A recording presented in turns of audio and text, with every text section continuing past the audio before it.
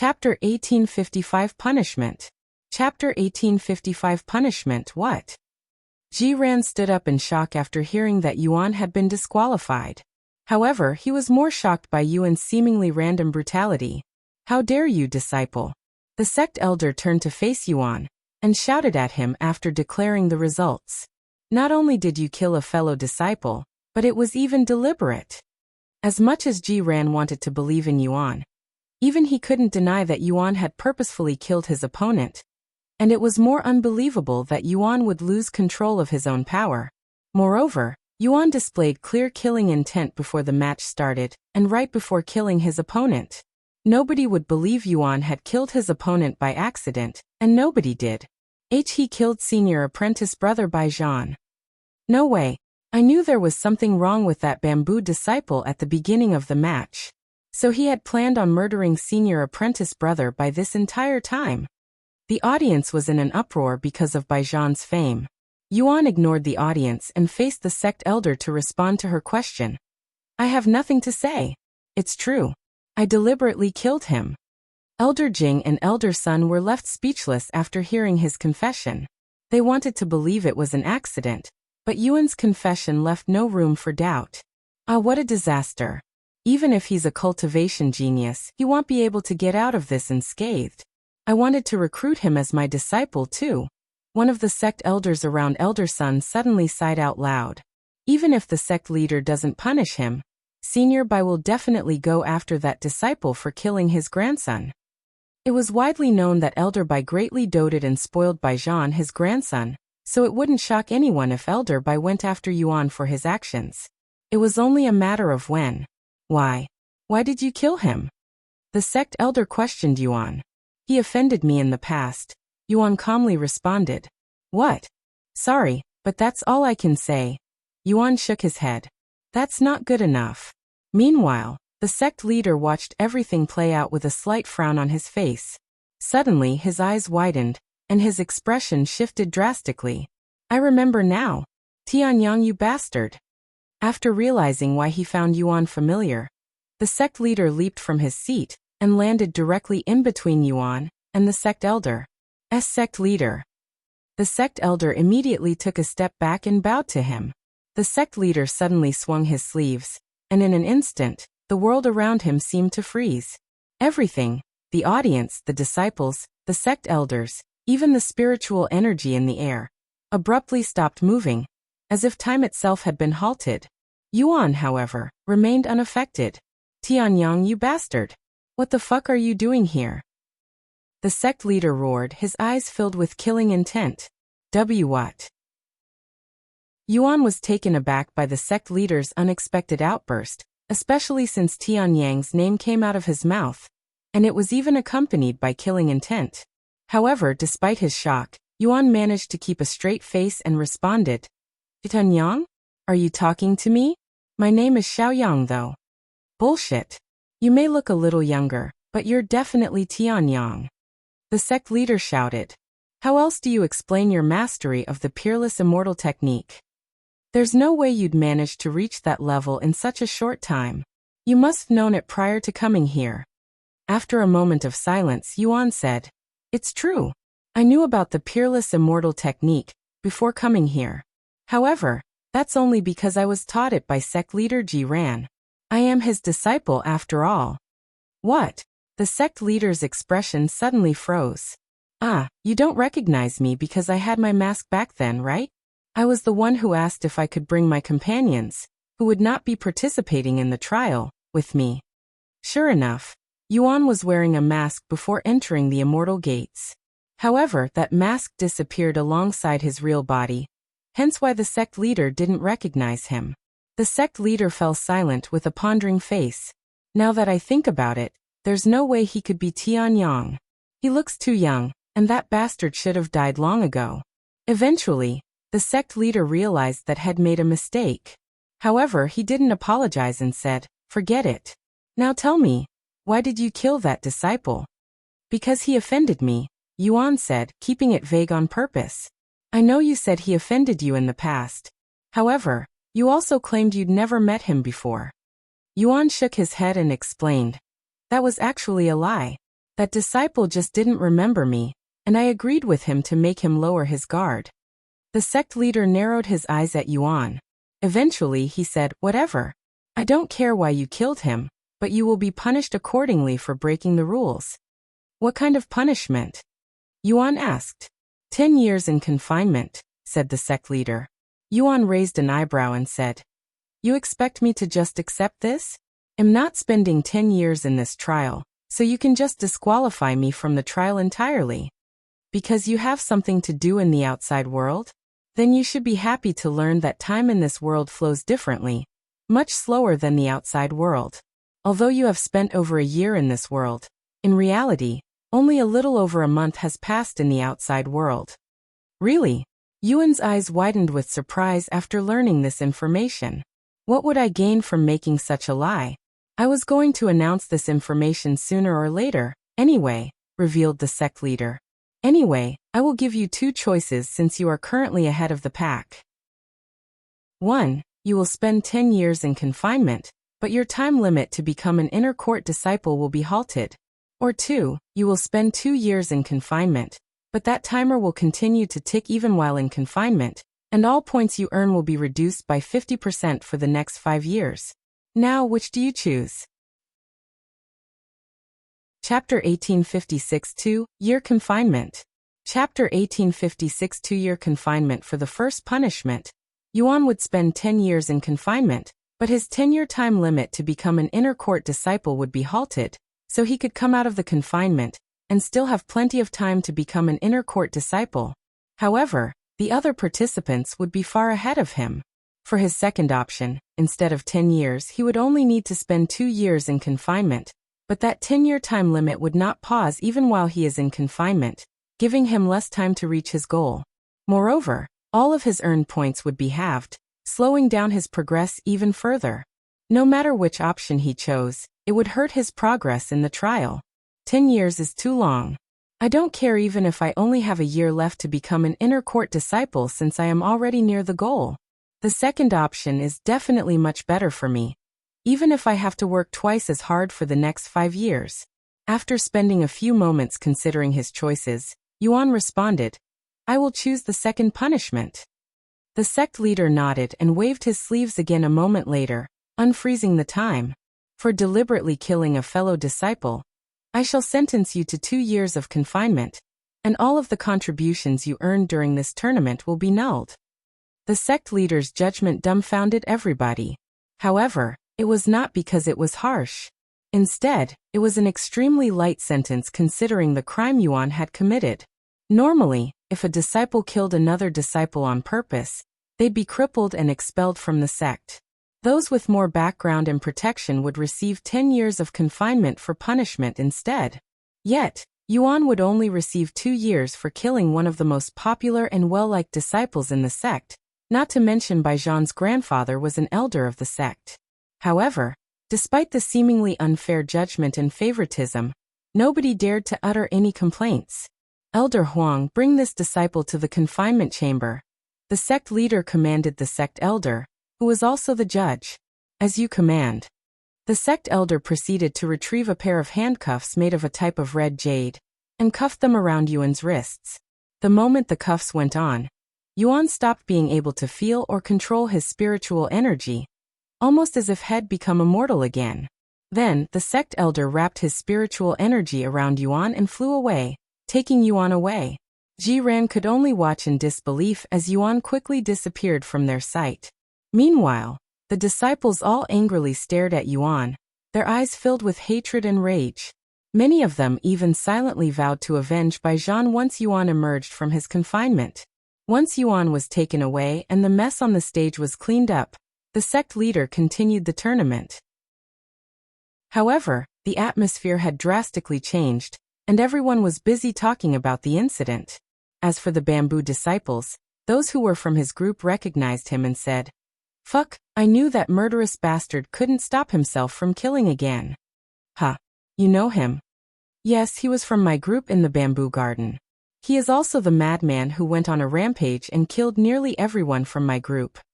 I heard about that incident even before leaving the bamboo garden. So he was the one responsible for the massacre, huh?" He looks nothing like a killer though. Don't let his innocent appearance deceive you. His true appearance shows once he starts killing. How did he even manage to reach the peak of spirit warrior, anyway? Did he receive a special treasure for being the first one to reach the Immortal Monastery? Who knows? I don't even want to approach him, much less ask him. As for the other disciples, while they didn't dare to criticize the sect leader's judgment in his presence out loud, they did not hesitate to curse Yuan out. That fucker Xiaoyang. I swear he's dead if I ever see him again. Senior apprentice brother Bai Zhan did not deserve such an end. He was such a kind and generous person. He gave me guidance when he saw me struggling in the training grounds, even though I didn't ask for it.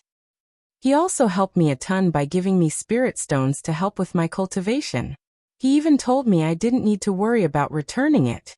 The disciples reminisced about all the times Bai Zhan had done good and helped everyone. Meanwhile, the sect elder brought Yuan to the confinement chamber, which was located on a massive mountain. I'm actually glad the sect leader only gave you 2 years. Do you know why? The sect elder suddenly said as they neared a dark, yawning cave entrance that seemed to lead into oblivion. Beside it stood a massive boulder, its size and shape perfectly suited to seal the opening like a door. Why? Yuan asked. Because you'd only live longer if had given you a longer sentence. The moment you leave your confinement, Elder Bai, the grandfather of the disciple you killed, will be here to avenge his grandson and take your life. While a disciple is in confinement, they are essentially prohibited from contacting the outside world. This also meant the people outside were unable to contact him, and this included sect elders. Yuan didn't respond to the sect elder's words, and only silently gazed at the dark cave entrance. The sect elder proceeded to remove Yuan's cuffs before kicking him in the back, sending him flying into the cave. Enjoy what little time you have left, you bastard, the sect elder sneered, his voice laced with cold satisfaction. With a series of swift hand gestures, the massive boulder trembled before grinding into place, sealing the cave's entrance. Once he confirmed that Yuan had been sealed properly, he turned around and flew back to the arena. Chapter 1857 Confinement Chamber. Chapter 1857 Confinement Chamber. As the boulder settled into place, sealing the cave shut, Yuan took a moment to survey his surroundings. Though the cave appeared as if it were an abyss where no light could reach, a faint, eerie glow subtly illuminated the space. However, its source remained a mystery. The cave was surprisingly spacious, even larger than the room he had back in the bamboo garden. However, its conditions were harsh and unwelcoming. There was no proper floor, only the cold, uneven ground beneath him, layered with dirt and dust. Aside from the 2 pots placed at the far end of the space, the cave was utterly barren, not even the bare comfort of a bed to rest on. Yuan approached the pots and lifted their lids, revealing the pills inside. A single glance was enough for him to recognize their purpose. One pot contained hunger-suppressing pills, designed to stave off starvation without the need for actual food. The other held pills that would eliminate his Bodhi's need for waste elimination. It was clear that these were meant to sustain him just enough to survive, but nothing more. The spiritual energy inside the cave was also pathetically low, almost non-existent. Even if Yuan were to spend a decade cultivating there, his cultivation wouldn't see any noticeable improvements. I have to spend 2 years in this place, huh? Well, it won't be my first time. Yuan sighed with a bittersweet smile on his face. In the past, Tianyang would often find himself in confinement for breaking sect rules, mostly from fighting with other disciples. Of course, he would only spend a few days, weeks at most at a time in confinement, but when added up, it easily exceeded 2 years. During confinement, Tianyang would try to improve his martial techniques, since it was a waste of time to cultivate. Now then, if my memories serve me correctly, I should be able to find that thing here. Yuan's gaze turned to look at a specific spot on the ground. Without hesitation, he dropped to his knees and began digging with his bare hands, scooping away the cold, hard dirt. After digging about a meter deep, Yuan's fingers brushed against something hard and unnaturally cold. Its surface was smooth, too refined to be just another random rock buried in the dirt. He carefully unearthed the object, dusting away the loose soil until it was fully revealed. The moment his eyes confirmed it was exactly what he had been searching for, A quiet chuckle escaped his lips. A glimmer of amusement, even disbelief, flickered in his gaze as he held the object in his hands. I can't believe it's actually here. Even more unbelievable. I was put into the confinement chamber hiding this treasure. Although Yuan had never intended to visit the confinement chamber this soon, he had always planned to come here eventually. This place held something that had been on his mind since he arrived at the Immortal Monastery. Even if it wasn't guaranteed the treasure would exist, he still wanted to confirm it. Yuan spent the next few moments staring at the object in his grasp. It was small and perfectly round, its surface smooth and cool to the touch, almost identical to a monster core. Despite its unassuming size, small enough to be held between just 2 fingers, there was an undeniable weight to it, not in mass, but in significance. In the past, when Tianyong first found this treasure by pure coincidence and accident, he didn't know what it was or how to use it. However, he knew it was definitely a treasure, so he kept it with him for many years until he accidentally activated the treasure.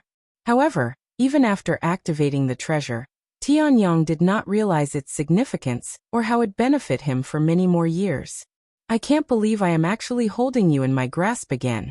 Heaven Refining Crystal. Sure enough, this unassuming treasure eventually gave birth to the legendary Heaven Refining Physique. A one-of-kind physique so heaven-defying that it would transcend lifetimes, following Tianyong through his future reincarnations, and the reason for his immense growth. Although Tianyong never uncovered the origins of the Heaven Refining Crystal, how it came into existence or why it had been buried within the Immortal Monastery's confinement chamber, none of that truly mattered to him. Once he finished admiring the Heaven Refining Crystal, Yuan brought his thumb to his mouth and bit down until blood welled up. Holding the crystal carefully, he let the crimson droplets fall onto its smooth surface. The moment his blood made contact, it didn't smear or roll off. Instead, it was absorbed instantly, as if the crystal were alive and thirsting for his essence. A faint glow began to emanate from within, signaling the start of something profound. Yuan continued to feed his blood to the Heaven Refining Crystal, watching as it eagerly absorbed every drop. The process seemed endless, and before he knew it, dizziness crept over him, his body growing weak from blood loss. Recognizing his limit, he finally stopped and reached for a hunger pill, placing it on his tongue. As it dissolved, a wave of warmth spread through his body. The pill not only satiated hunger, it also had healing properties that would heal minor injuries, such as paper cuts, and speed up recovery. With a tired exhale, he laid down on the cold. The crystal remained clutched in his hand, its surface now faintly pulsing with life. Though the cave was bleak and desolate, Yuan closed his eyes and quickly fell asleep. Once he woke up several hours later, Yuan immediately started feeding his blood to the Heaven Refining Crystal again. And he would repeat this process for almost an entire year. Meanwhile, the tournament ended 2 weeks after Yuan's match. As for the results, Zhan had managed to win up to the 10th round before losing in the 11th round to someone at the peak of Spirit Warrior. Even with his experience and the peerless Immortal technique, he was unable to bridge the gap of almost an entire realm. In the end, none of the Bamboo disciples managed to win the tournament, with Zhan lasting the longest and earning the most contribution. Chapter 1858 Elder Bai.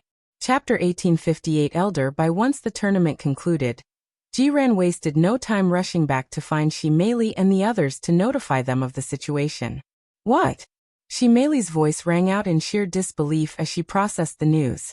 Lan Yingying, on the other hand, was so stunned that words completely failed her. She simply stood there, wide-eyed, unable to form a response. Meanwhile, Tan Songyan furrowed her brows, her expression more puzzled than shocked. Unlike the others, she wasn't just overwhelmed, she was trying to make sense of the situation. He deliberately killed a disciple and even admitted to it. Why would he do such a thing? Tan Songyan wondered out loud. I don't know, and we won't be able to find out until he leaves confinement in 2 years, Zhan sighed. You mean we won't be able to contact him for 2 whole years? Lan Yingying finally spoke, her voice trembling from worry. Zhan shook his head. Unfortunately, we won't. Once someone enters confinement, Nobody is allowed to contact them besides the sect leader. We can't sneak him out even if we want to, since the boulder that seals the place is protected with formations. I don't know why Yuan killed that disciple, but I'm sure he had a good reason for doing so, she merely sighed, showing her unconditional trust in him. I also trust he wouldn't kill someone randomly, but even if he had a good reason, the sect wouldn't care about it. Regardless of his reason, he killed a disciple, and in the presence of the sect leader, no less. The disciples also seemed like they wanted to rip his throat out, Zhan said. Will he be able to cultivate while in confinement? Lan Yingying then asked. No, the confinement chambers also prevent the prisoners from cultivating by depriving them of spiritual energy. The young master will have to spend the next 2 years doing mental cultivation, or training his martial techniques. So we'll have to make sure we're powerful enough to protect him when he emerges in 2 years. She merely wondered out loud. I don't think we'll be able to catch up with the young master's progress even with 2 years, but we can try, Zhan said. Meanwhile, in the sect leader's office, an old man stood trembling before the sect leader. His eyes were bloodshot, tears still streaming down his weathered face, yet his sorrow was eclipsed by the sheer fury burning within him. His expression was a storm of anguish and rage, his fists clenched so tightly that his knuckles had turned white. This old man was Elder Bai, Zhan's grandfather. Although he had been outside the sect for business, he rushed back to the sect after learning about his beloved grandson's death. Sect leader, please let me avenge my grandson, who did nothing wrong and was unjustly murdered by some psycho. Elder Bai roared, his voice filled with anguish and anger. He had also heard about the sect leader showing favoritism to Yuan by giving him a lenient punishment, which is why he didn't go straight to the confinement chamber to find Yuan. As much as he was enraged about his grandson's death, it did not cloud his judgment. I am willing to step down from my position as the Grand Elder as long as I can avenge my grandson. The position of Grand Elder stood at the pinnacle of the sect's hierarchy, second only to the sect leader. After listening to Elder Bai's impassioned plea, the sect leader finally spoke, his voice calm yet weighted with authority. I won't say you are forbidden from seeking vengeance for your grandson, he said, his gaze steady. But as the Grand Elder, you must carry yourself with grace and dignity, even in the face of vengeance. Do not let your grief cloud your judgment, nor let your wrath taint the honor you have upheld for so long. His words were not a denial, nor an approval, but a warning, a reminder that even vengeance had its own path to follow. Elder Bai's eyes gleamed with newfound determination as he realized the sect leader hadn't explicitly forbidden him from pursuing Yuan. However, despite his burning desire for revenge, he knew that as a Grand Elder, personally executing a disciple, especially in a fit of rage, would bring severe consequences. Losing face before the sect's disciples was of little concern to him, but his reputation outside the sect was another matter entirely. His standing in the wider cultivation world was not just his own. It was tied to the Immortal monastery itself. A reckless act of vengeance could tarnish not only his name, but also the sect's prestige, drawing unwanted scrutiny from outsiders. Clenching his fists, Elder Bai understood that he needed to tread carefully. If he wanted justice, or vengeance, he would have to be smart about it. Elder Bai left shortly after to begin planning his revenge.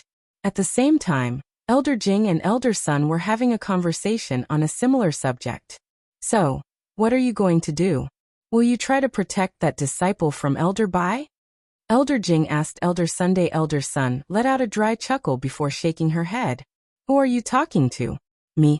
I'm just an ordinary sect elder who can't even follow the rules, she said, her voice laced with self-mockery. Elder Bai, on the other hand, is the Grand Elder, the second most powerful figure in the entire sect. If he decided to kill me just to get to Xiaoyang, he wouldn't even blink. Protecting that boy, that would be nothing short of suicide.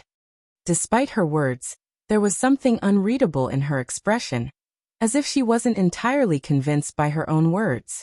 Elder Jing raised an eyebrow and said, while you may be an ordinary sect elder on the surface, your real background is something else entirely. With a single command, you could have even the sect leader bow to you, much less a mere Grand Elder. Elder Sun's expression darkened the moment her background was brought up. A sharp frown creased her beautiful face as she snapped, her voice laced with anger. You know I don't like my background being mentioned. I will die before I ask them for help. Sorry. Elder Jing quickly apologized after realizing her mistake. Chapter 1859 Mysterious Cavern. Chapter 1859 Mysterious Cavern. Once Elder Jing left, Elder Sun sighed. Why did he kill Bai Zhan? He didn't seem like a vicious person. Maybe he has a good reason. Elder Sun would spend the next several days contemplating Yuan's situation. Time passed, and the bamboo disciples continued to progress their cultivation. Shi Meili and the others began training harder than usual to improve their prowess as fast as possible to surpass Yuan, so they could protect him when he inevitably emerged from his confinement. When they were not grinding points at the hunting grounds, Shi Meili focused on her cultivation while Lan Yingying practiced her sword techniques with Tan Songyun. Ren focused on improving his cultivation and farming points alone as usual. The true disciples eventually stopped talking about Yuan and Bai Zhan's death after many months, but that didn't mean they'd forgotten about it or stopped caring. They were simply biding their time until Yuan returned. That said, only the outer court and some inner court disciples who knew and were close to Bai Zhan cared about the situation. The core disciples couldn't care less about some drama in the outer court and focused on improving themselves. Meanwhile, Yuan would do nothing but feed the heaven-refining crystal his blood until he grew tired and had to sleep. However, as Yuan slept, his mind was consumed by incredibly vivid dreams, memories so detailed and lifelike that they felt more like relived experiences than mere illusions. These were not ordinary dreams, but fragments of Tianyang's past resurfacing. These memories were mostly of Tianyang's days as a disciple inside the Immortal Monastery, but after a few months, memories of his time at Han Zexian's tomb resurfaced, mainly memories of his time inside the mountain containing Han Zexian's legacy. After dashing into the mountain to escape from the Immortal clans and the 7 Divine Sword Peaks sect leader, Tianyang found himself on an impossibly long, narrow path. The corridor stretched far beyond what the mountain's exterior should have allowed, defying logic and space itself. Each step echoed unnaturally, the walls pressing in with an eerie stillness, as if the very mountain was watching him. However, as freaked out as he was, Tianyang could only move forward, as the only entrance and exit had closed behind him. After walking for days without rest, Tianyang finally reached the end of the path. There, beyond the oppressive darkness, lay a small cavern bathed in an unearthly light. Unlike the narrow passage behind him, this space was open and strangely serene, its illumination seemingly without a clear source. The air here felt different, ancient and mythical, as if infused with the lingering presence of something beyond mortal comprehension. Despite its modest size, the cavern exuded a quiet majesty, as though it held secrets untouched by time.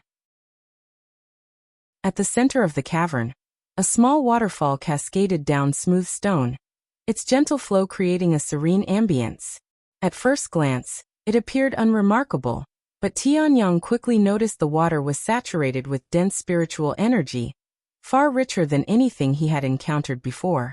Even more astonishing was what lay at the base of the waterfall, a small yet vibrant garden flourishing in its midst. Several exotic plants thrived there, their leaves shimmering with an otherworldly radiance. Though Tianyang didn't recognize them, their overwhelming aura and the sheer intensity of their spiritual energy left no doubt in his mind. These were priceless treasures, each one likely more valuable than the Immortal Monastery's entire collections of rare herbs. A place like this, it wasn't natural. It was a sanctuary, hidden away from the world for whatever reason. Why did Han Zexian create a place like this? And why did he want me to come here? Tianyang mumbled to himself as he continued surveying the place.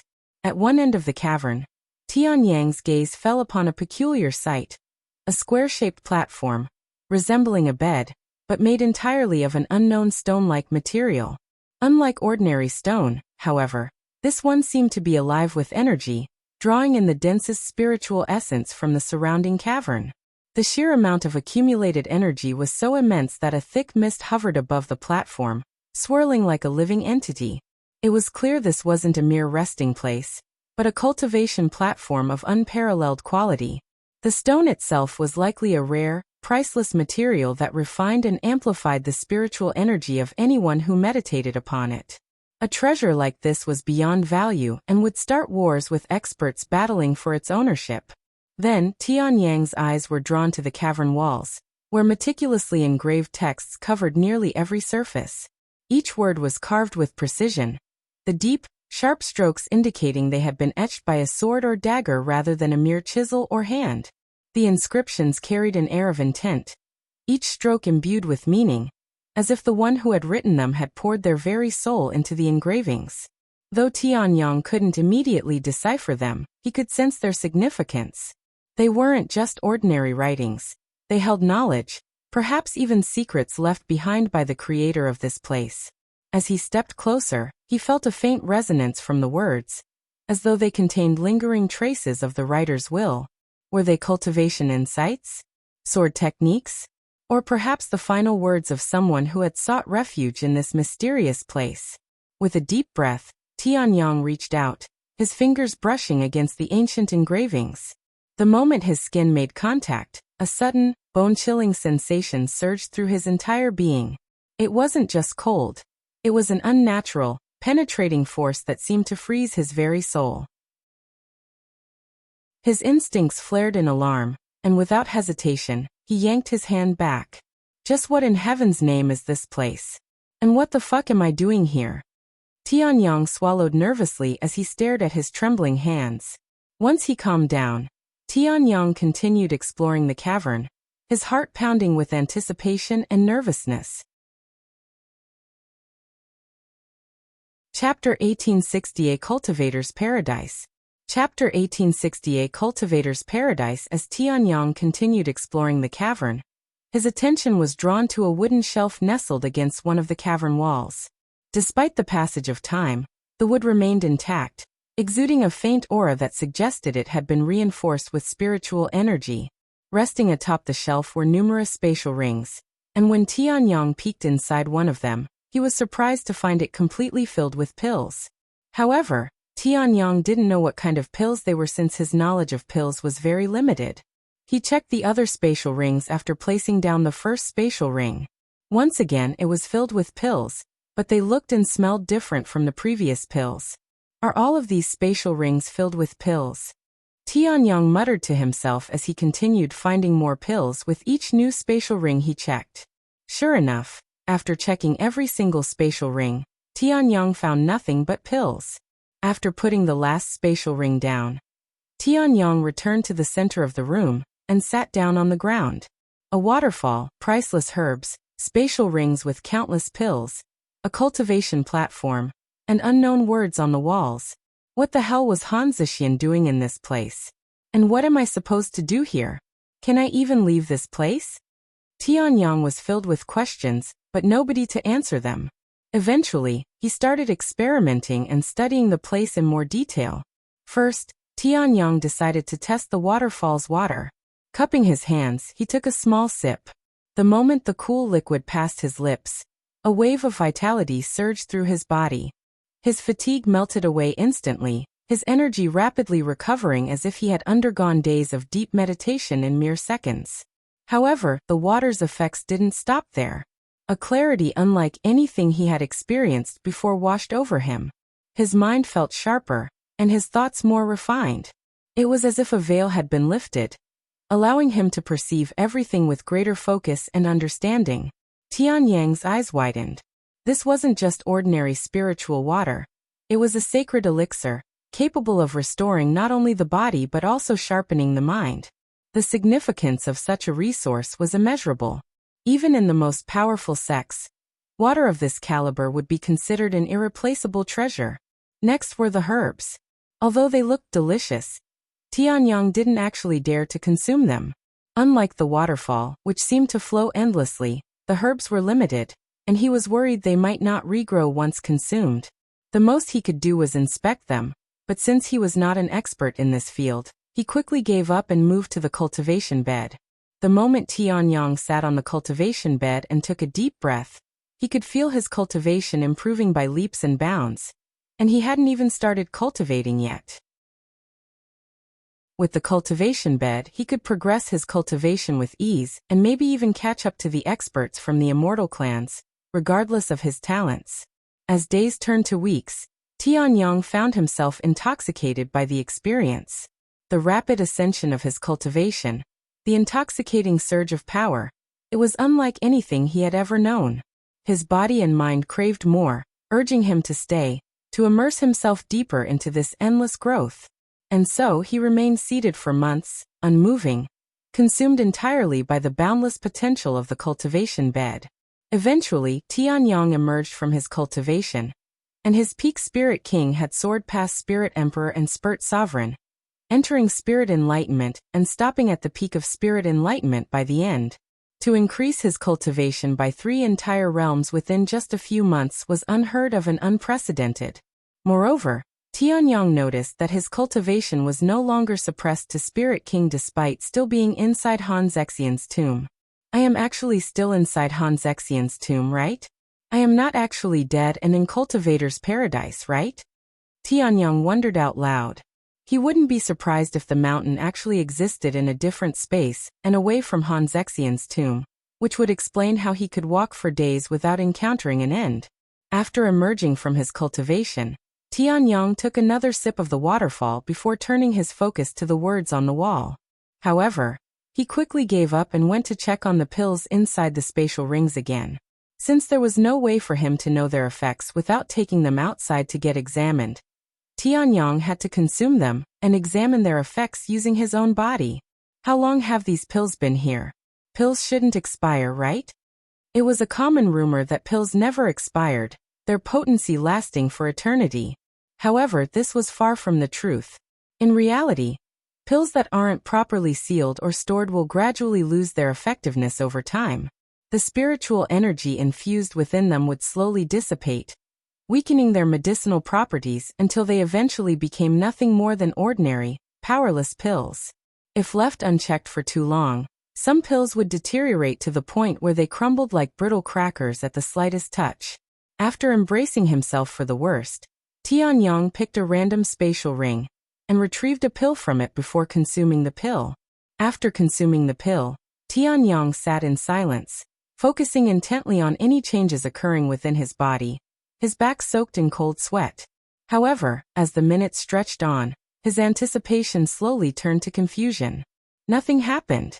His body felt the same. His energy remained unchanged. The pill had dissolved, yet there was no reaction, not even the faintest ripple of medicinal effect. Tianyang frowned. Had the pill lost its potency over time? Or did the pill have an effect that couldn't be felt? Since he had no way of knowing, Tianyang could only pick up a different spatial ring and consume a different pill. The hell? Nothing's happening.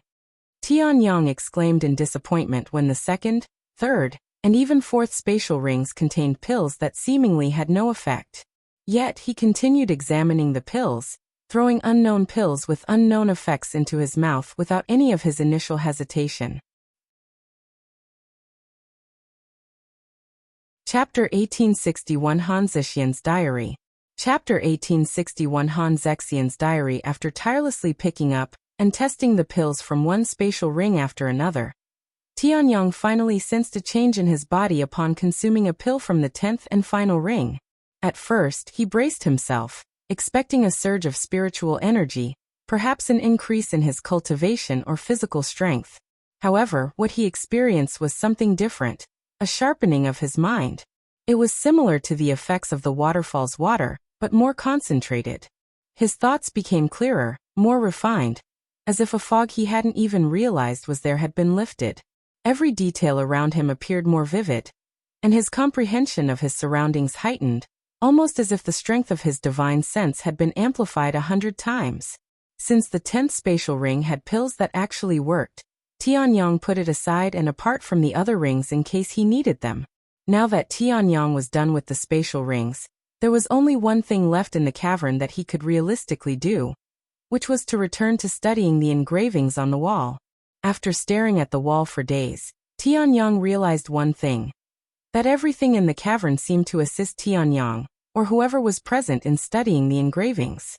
The waterfall and pills increased his mental strength, allowing him to be sharper, more observant and more perceptive. The cultivation bed sped up his cultivation speed, which would not just improve his mental capacity and strength, but also increase his longevity, giving him more time to study the engravings. Everything points to the engravings on the walls, but what does it mean? Is it a cultivation technique? Maybe a martial technique? I have no clue. Han Zexian, why didn't you leave behind some clues for your successor? After a few more days, Tianyang took a break from the engravings and went to wash his face with the waterfall, and then went on another cultivation session. This time, he spent a month cultivating and reached the peak of Divine Warrior. Normally, a cultivator must face a heavenly tribulation upon reaching a new major realm, but due to Tianyang's unique location, he did not have to face one. Upon reaching Divine Warrior, Tianyang learned Divine Gaze. Although most people would learn it a little later, Tianyang was able to learn it early due to the amount of treasures had consumed that boosted his senses.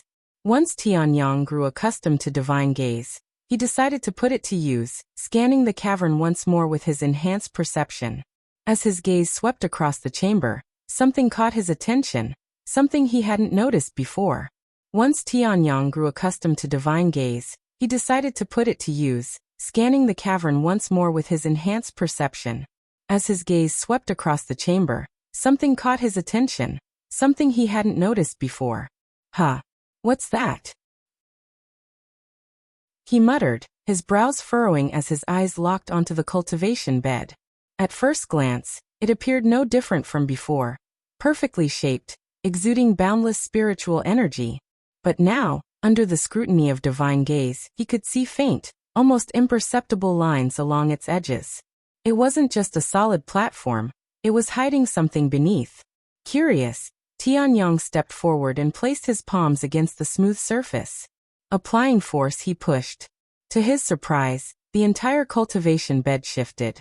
A low, grating sound echoed through the cavern as the platform slid away, revealing a hidden compartment beneath. Tianyang's heart pounded with curious anticipation as he reached inside to grab the only object hidden within. When he held it before his eyes, Tianyang could see clearly that the hidden object was an old, worn-out book. He wondered if it was a technique, but his eyes widened with surprise after reading the title of said book. The title was a single, simple word, and it was the word diary. Tianyang wasted no time and opened the book to the first page, immediately reading its contents. Soon, Tianyang realized that the book contained vital information about the cavern, such as the herb's identity, as well as the unknown pill's effects. Heavens! They were all longevity pills. No wonder why I didn't feel anything after consuming them. But Han Zexian was an immortal.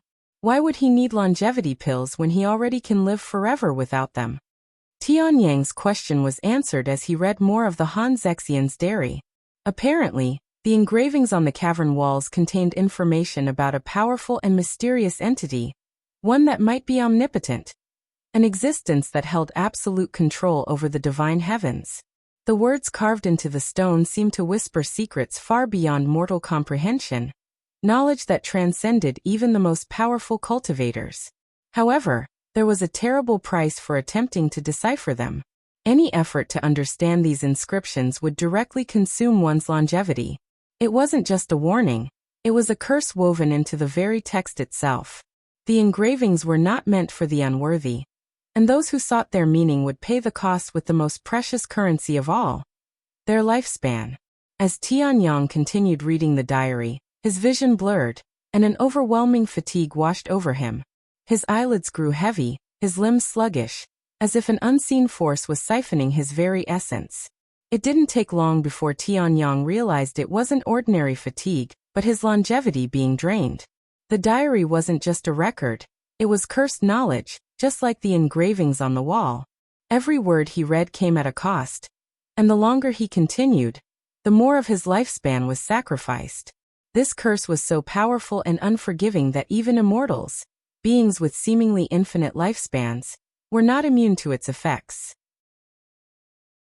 No matter how vast one's life force was, this curse would make them seem finite if they delved too deep into its knowledge. Just what kind of entity is so dangerous that even learning about it would shorten one's existence? Tianyang wondered out loud.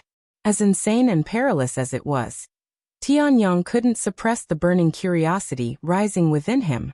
Even knowing the cost, even feeling his lifespan slipping away with every word, he couldn't stop. Despite the dangers, despite the risk of his own lifespan being drained away, he wanted to know. If the heavens sought to keep this entity a secret, then he would defy the heavens themselves. Chapter 1862 Outer Gods.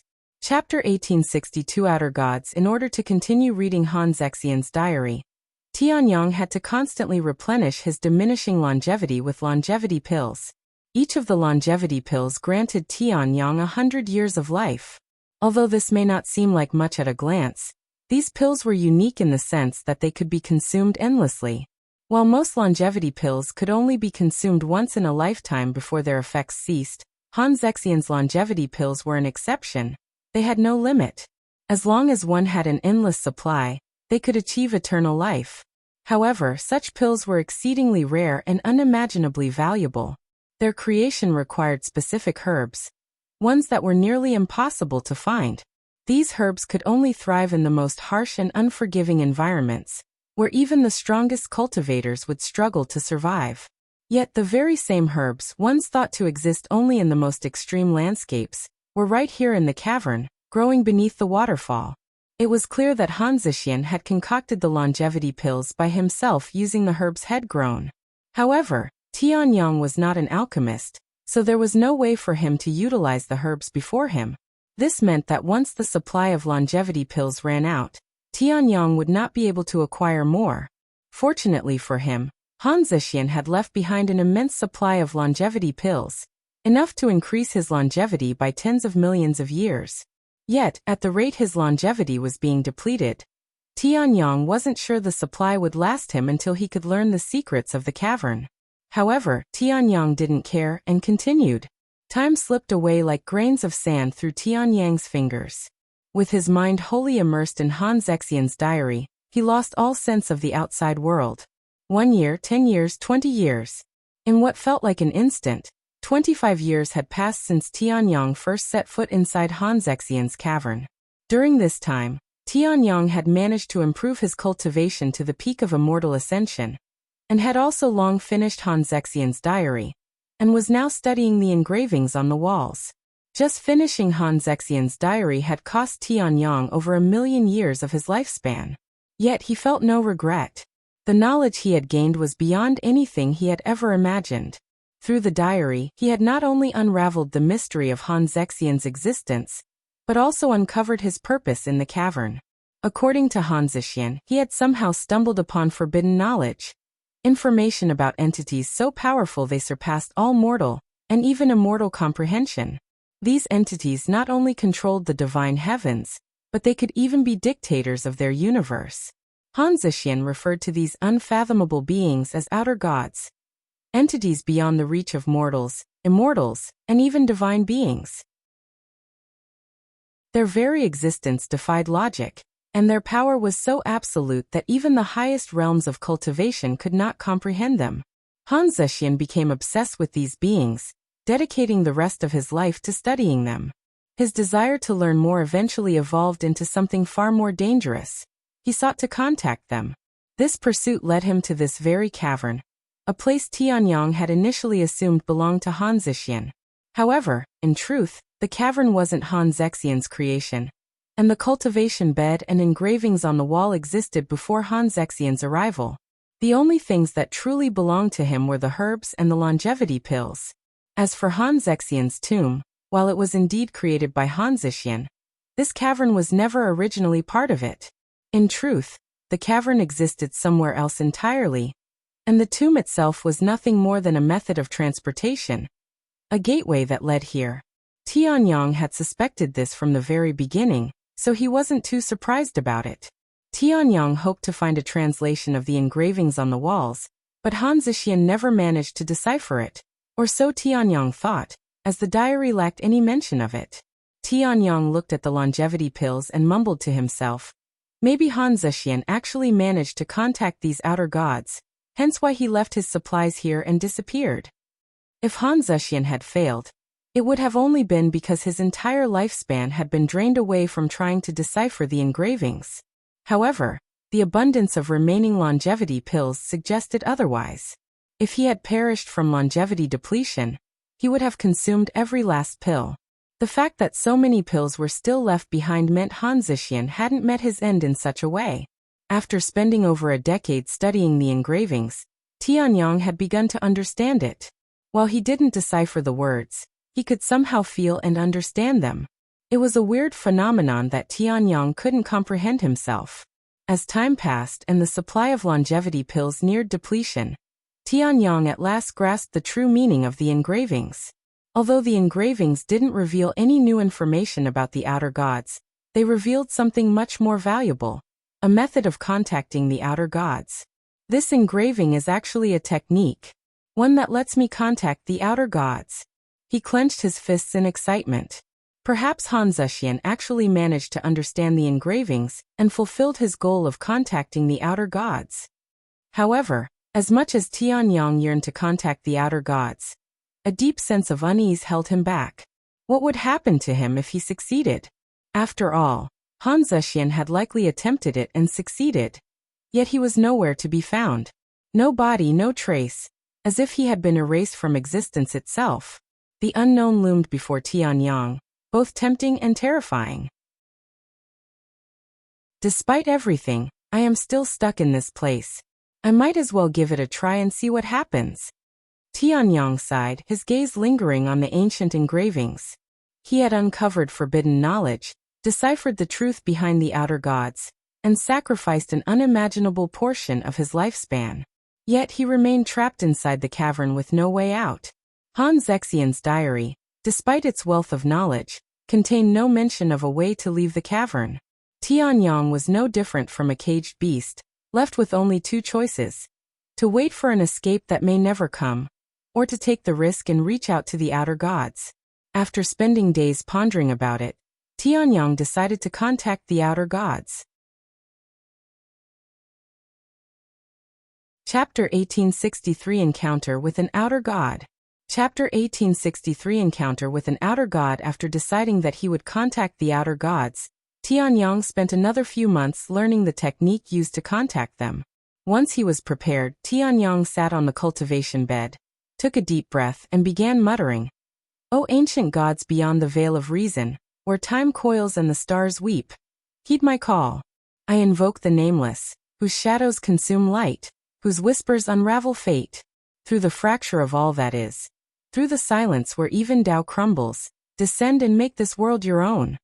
However, nothing happened after Tianyang activated the technique and recited the summoning phrase. Frowning, he looked around, his brows slightly raised at the anticlimactic result. "Did it fail?" he muttered, half expecting some kind of reaction. Just as he prepared to attempt the ritual again, his vision suddenly went blank. A weightless sensation overtook him, and the cavern's familiar presence vanished. The very atmosphere shifted, becoming something utterly alien, something beyond anything he had ever experienced.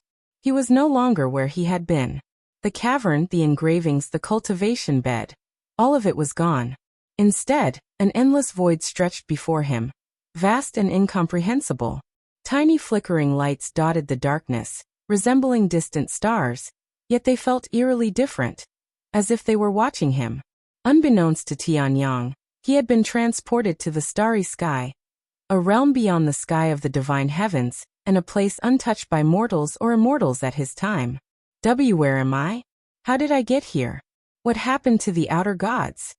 Tianyang's voice trembled slightly as he turned, searching for any sign of familiarity in the boundless abyss.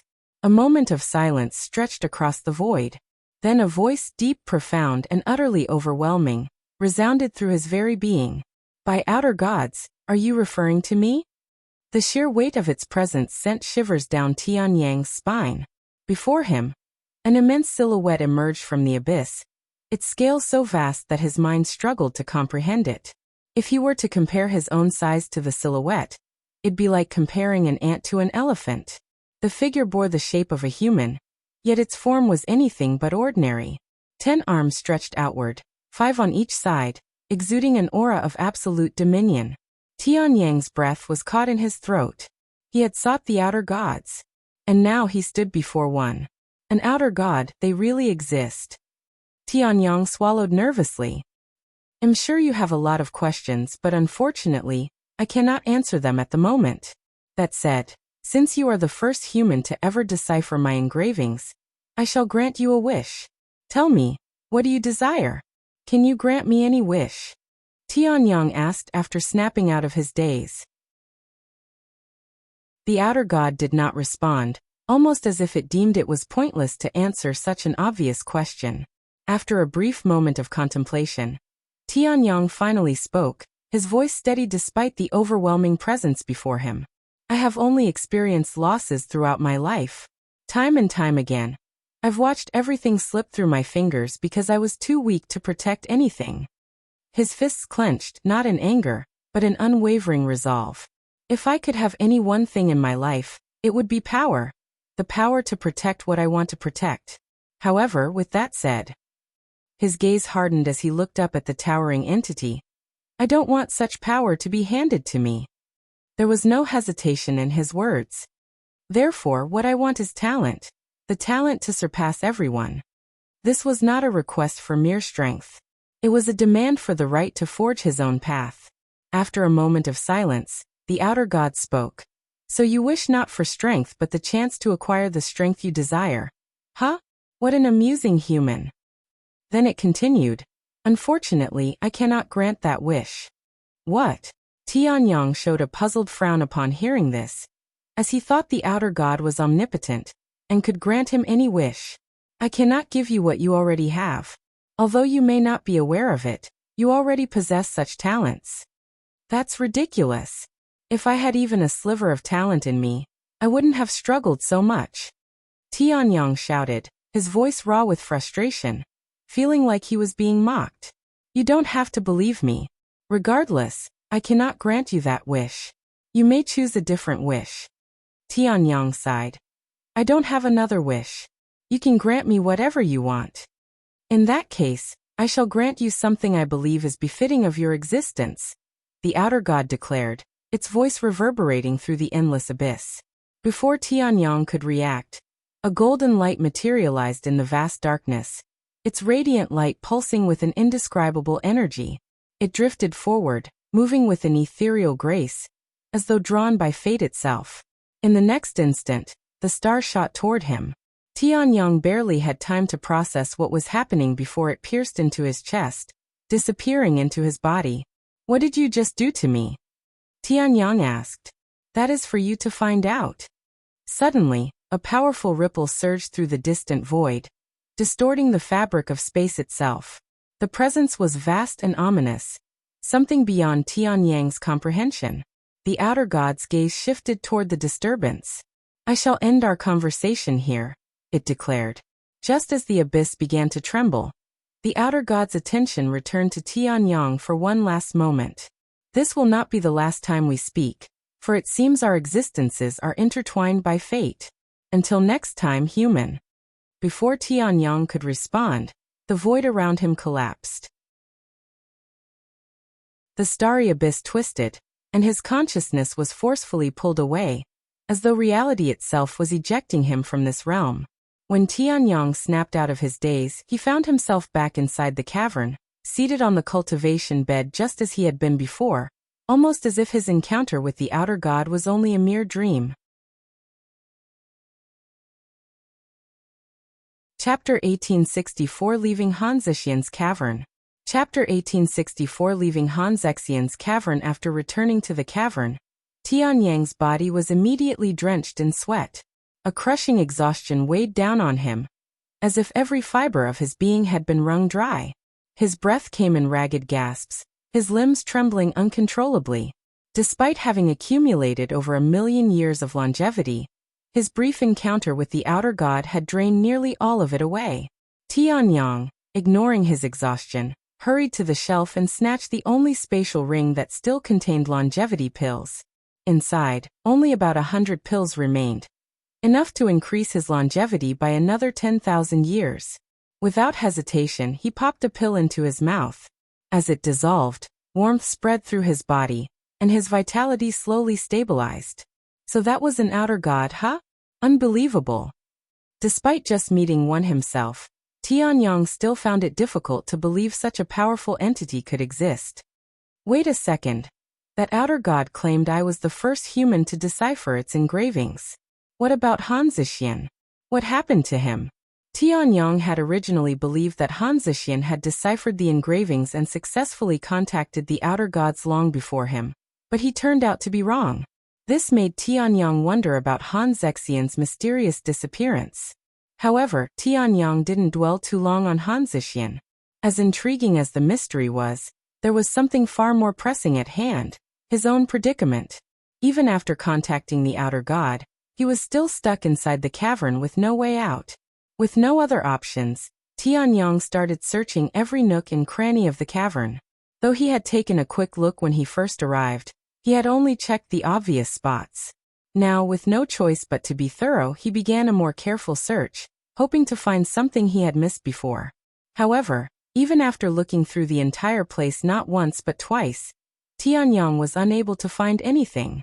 Just as he was about to give up, Tianyang's gaze suddenly turned toward the only entrance to the cavern. There's no way, right? After a brief moment of stillness, Tianyong turned toward the cavern's entrance. As he crossed the threshold, he found himself once more on the dark, winding path, the very same passage that had first led him into the cavern. However, there was something different about it. Sensing this, Tianyong turned around and returned to the cavern. He started packing up just in case, taking the spatial rings and herbs he hadn't touched since arriving at the cavern, and tossing them into the spatial ring. He wanted to take the cultivation bed with him, but with it firmly rooted into the ground. Regrettably, there was nothing he could do but leave it behind. Once he was prepared, Tianyong returned to the passage and began traversing it without looking back. After several days, Tianyong finally reached the end of the passage, where a brilliant light pierced through the darkness. A slow breath escaped his lips as relief washed over him, his steps quickening toward the long-awaited escape from the cavern's suffocating embrace. Meanwhile, outside the mountain, two Spirit King cultivators guarded the sealed entrance to the mountain that Tianyong had disappeared into several decades ago. I don't get it. Why do the Immortal clans insist on guarding this mountain? Do you know why? One of the guards suddenly asked, as he was never given the reason he needed to guard it. They didn't tell you? And why are you asking this now? We've been here for almost a decade. I don't know. Unbelievable. Anyway, there is someone inside this mountain that the Immortal clans want to capture. What? There's a person inside this mountain? I heard this place hasn't been open for decades. And for the Immortal clans to guard this place just to capture him. I can't imagine how had offended them. I can't either, but we will most likely never see this individual.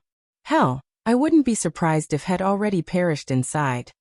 The guard halted his words but kept his mouth wide open when the sealed entrance to the mountain suddenly opened for the first time in decades. Titis. Tianyong stepped out of the mountain the following moment, his eyes adjusting to the open sky as he raised an eyebrow at the sight of two cultivators standing before him with shocked expressions. He had entertained the possibility that the Immortal clans might be lying in wait, yet it did nothing to deter him. If anything, he wanted them to be there so he could immediately begin his revenge. Are you two with the Immortal clans or the 7 Divine Sword Peaks? Tianyong calmly asked them. In response, the guards unsheathed their weapons, the cold steel gleaming under the light as they leveled them at Tianyong. Their expressions were tense, their stances rigid. Under the Immortal clan's orders, we are to capture you. Do not resist, or we will take you in by force. I see. All right, you can take me.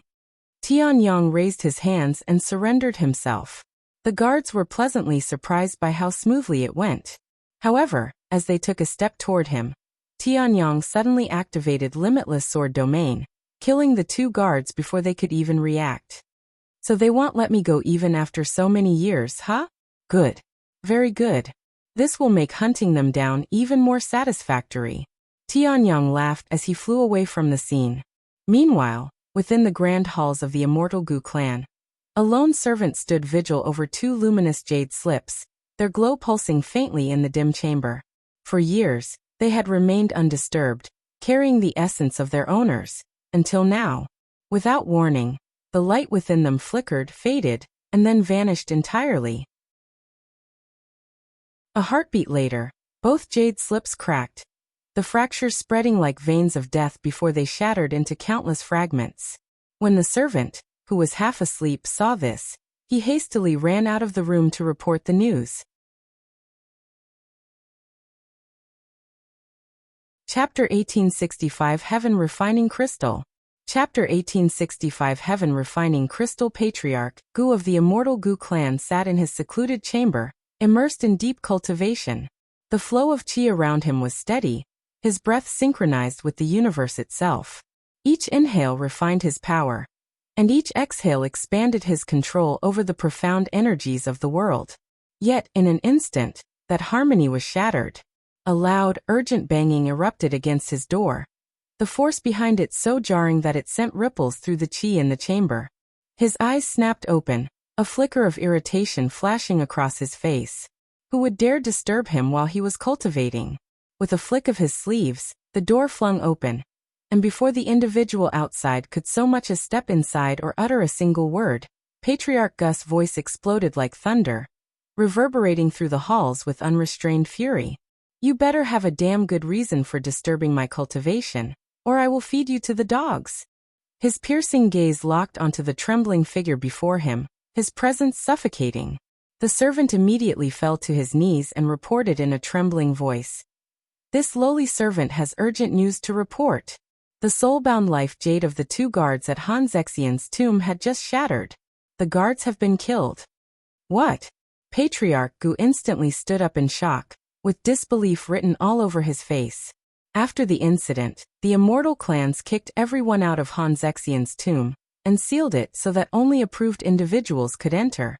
In other words, the guards' deaths were no accident, and only one individual could have done it.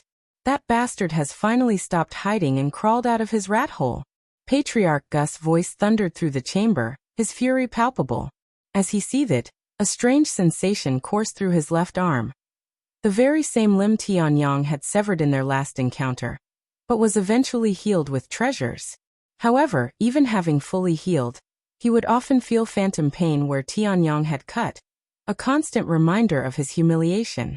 Unfortunately for Patriarch Gu, Tianyang had long left Han Zexian's tomb before he could arrive, something he realized before even entering the tomb, as the guards keeping watch of the entrance were lifelessly lying on the ground. Moreover, engraved into the very earth where the guards had fallen were the ominous words, "I have returned to kill all of you."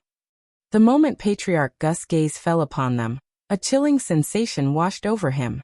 These were not mere threats. They pulsed with raw, unbridled killing intent, so thick it seemed to seep into the surroundings, staining the very air with malice.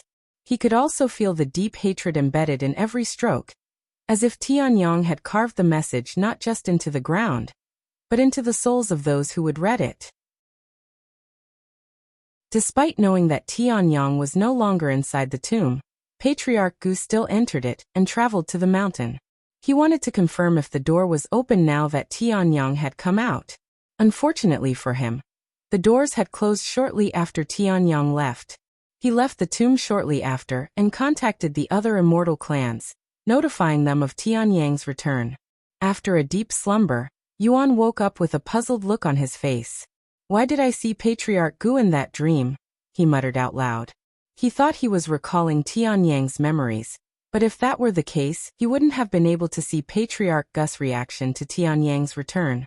This made him consider the possibility that he wasn't actually dreaming of Tianyang's memories, but someone else. There was also the possibility that he wasn't dreaming of memories, but something entirely different. However, Yuan had no clue what it might be. After pondering for some time, Yuan eventually set aside his thoughts and shifted his focus to the heaven refining crystal. He had been feeding it his blood for over a year now, and the crystal looked a lot different than it did a year ago. When he first discovered it, the heaven refining crystal had been plain and devoid of any distinct features. It was an ordinary, colorless crystal, but after absorbing his blood for over a year, it had undergone a profound change. Its once lifeless surface now shimmered with a vibrant spectrum of colors, shifting and pulsating like a living entity. More than just its appearance, the crystal emanated a unique aura, a profound energy that made Yuan subconsciously revere it. It's ready to move to step 2. After staring at the crystal for a brief moment, he pressed the crystal against his lips before pushing it inside his mouth, treating it as though it was a candy. Unlike pills, the heaven-refining crystal did not dissolve upon contact with his tongue. Yet Yuan did not hesitate. With a single deliberate motion, he forced the crystal down his throat, swallowing it whole. The moment it passed into his body, a violent reaction erupted within him. A tidal wave of energy surged through his meridians, scorching them like divine fire, threatening to tear him apart from within. His muscles tightened, his bones groaned under immense pressure, and his very soul trembled as if the crystal were trying to refine him instead. Ah! Yuan roared as unbearable pain racked his entire being. It had been a long time since he had experienced such agony. It was so intense it felt as if every fiber of his existence was being torn apart and reforged at the same time. The heaven-refining crystal, now a part of him, unleashed an uncontrollable storm of energy. His meridians twisted and expanded, his blood boiled as if ignited by flames from purgatory, and his very soul trembled. He struggled, his body convulsing, sweat pouring down like rain, but no amount of resistance could quell the sheer torment. Hours passed, though it felt like an eternity. His vision blurred, his strength waned, and eventually his consciousness slipped away. However, even in unconsciousness, the pain did not fade. It clung to him, an unrelenting force that refused to grant him even a moment of peace. Chapter 1866 Leaving the Desolate Continent. Chapter 1866 Leaving the Desolate Continent. After days of relentless pain that only grew more painful as time passed, Yuan could finally breathe as the pain slowly subsided. However, he was still too exhausted to lift a finger, much less stand up. He closed his eyes and quickly fell asleep. Once had fallen asleep, the memories returned. After Tianyang had left Han Zexian's tomb, he went to the nearest city within the Desolate Continent to sell some of his treasures, as he was completely broke. Besides the longevity pills and herbs he'd acquired from the Outer God's Cavern, Tianyang had several spatial rings filled with treasures from the opponents he'd killed inside Han Zexian's tomb, mainly from Gu Lim and his friends. Since he didn't want to risk attracting the Immortal clan's attention, Tianyang opted to pawn the treasures for much cheaper than if he'd sold them at an auction. However, even when sold for cheap, the treasures earned him a lot of money, more than he ever had before, especially from selling Gu Lim's treasures. After selling all of the treasures he deemed useless, Tianyang purchased enough appearance-altering pills to fill an entire spatial ring. Then he rented a room at a hotel. Once he was alone, and in a quiet environment, Tianyang began pondering his next steps. He thought about returning to the Immortal Monastery, but he was now at the peak of the Immortal Ascension realm, a step away from becoming an Immortal. Unless he wanted to become the sect leader of the Immortal Monastery, there was no reason for someone at his level to return. Moreover, had been absent from the sect for many decades. They most likely considered me dead long ago. There's no point in going back. Even if I went back, I'd only bring my trouble to them. When he thought about returning to the Immortal Monastery, only one thing appeared in his mind. Senior son. I never got to apologize to her. Tianyang sighed, his voice laced with regret. Memories of her flickered through his mind. Her unwavering gaze, their weird relationship of disciple and sect elder, and the disappointment he had left behind. He had long since accepted the path he had chosen, but he still regretted it. If he ever returned to the Immortal Monastery, it would only be to apologize to her. Nothing more. Once Tianyang decided that he would not return to the Immortal Monastery, he shifted his focus elsewhere. There was someone, that had lingered in his thoughts ever since he entered the Outer God's Cavern. A question that resurfaced every so often, gnawing at the edges of his mind. Once Tianyang decided that he would not return to the Immortal Monastery, he shifted his focus elsewhere. There was someone, that had lingered in his thoughts ever since he entered the Outer God's Cavern. A question that resurfaced every so often, gnawing at the edges of his mind. What happened to Kulas after that day? I hope he's fine. The memory of their last encounter played in his mind. The only thing that somewhat eased Tianyang's worries was the knowledge that Kulas was the young master of the Immortal Might clan. A clan of such prestige and strength would not let harm befall their heir so easily. Not even a fellow Immortal clan. And yet, despite this reassurance, an uneasy feeling still lingered in his heart. Kulas was more than just an acquaintance. He was his savior, his friend, and his sworn brother. That bond could not be ignored. Tianyang owed him more than just fleeting concern. With a deep breath, he made his decision. I need to check on him.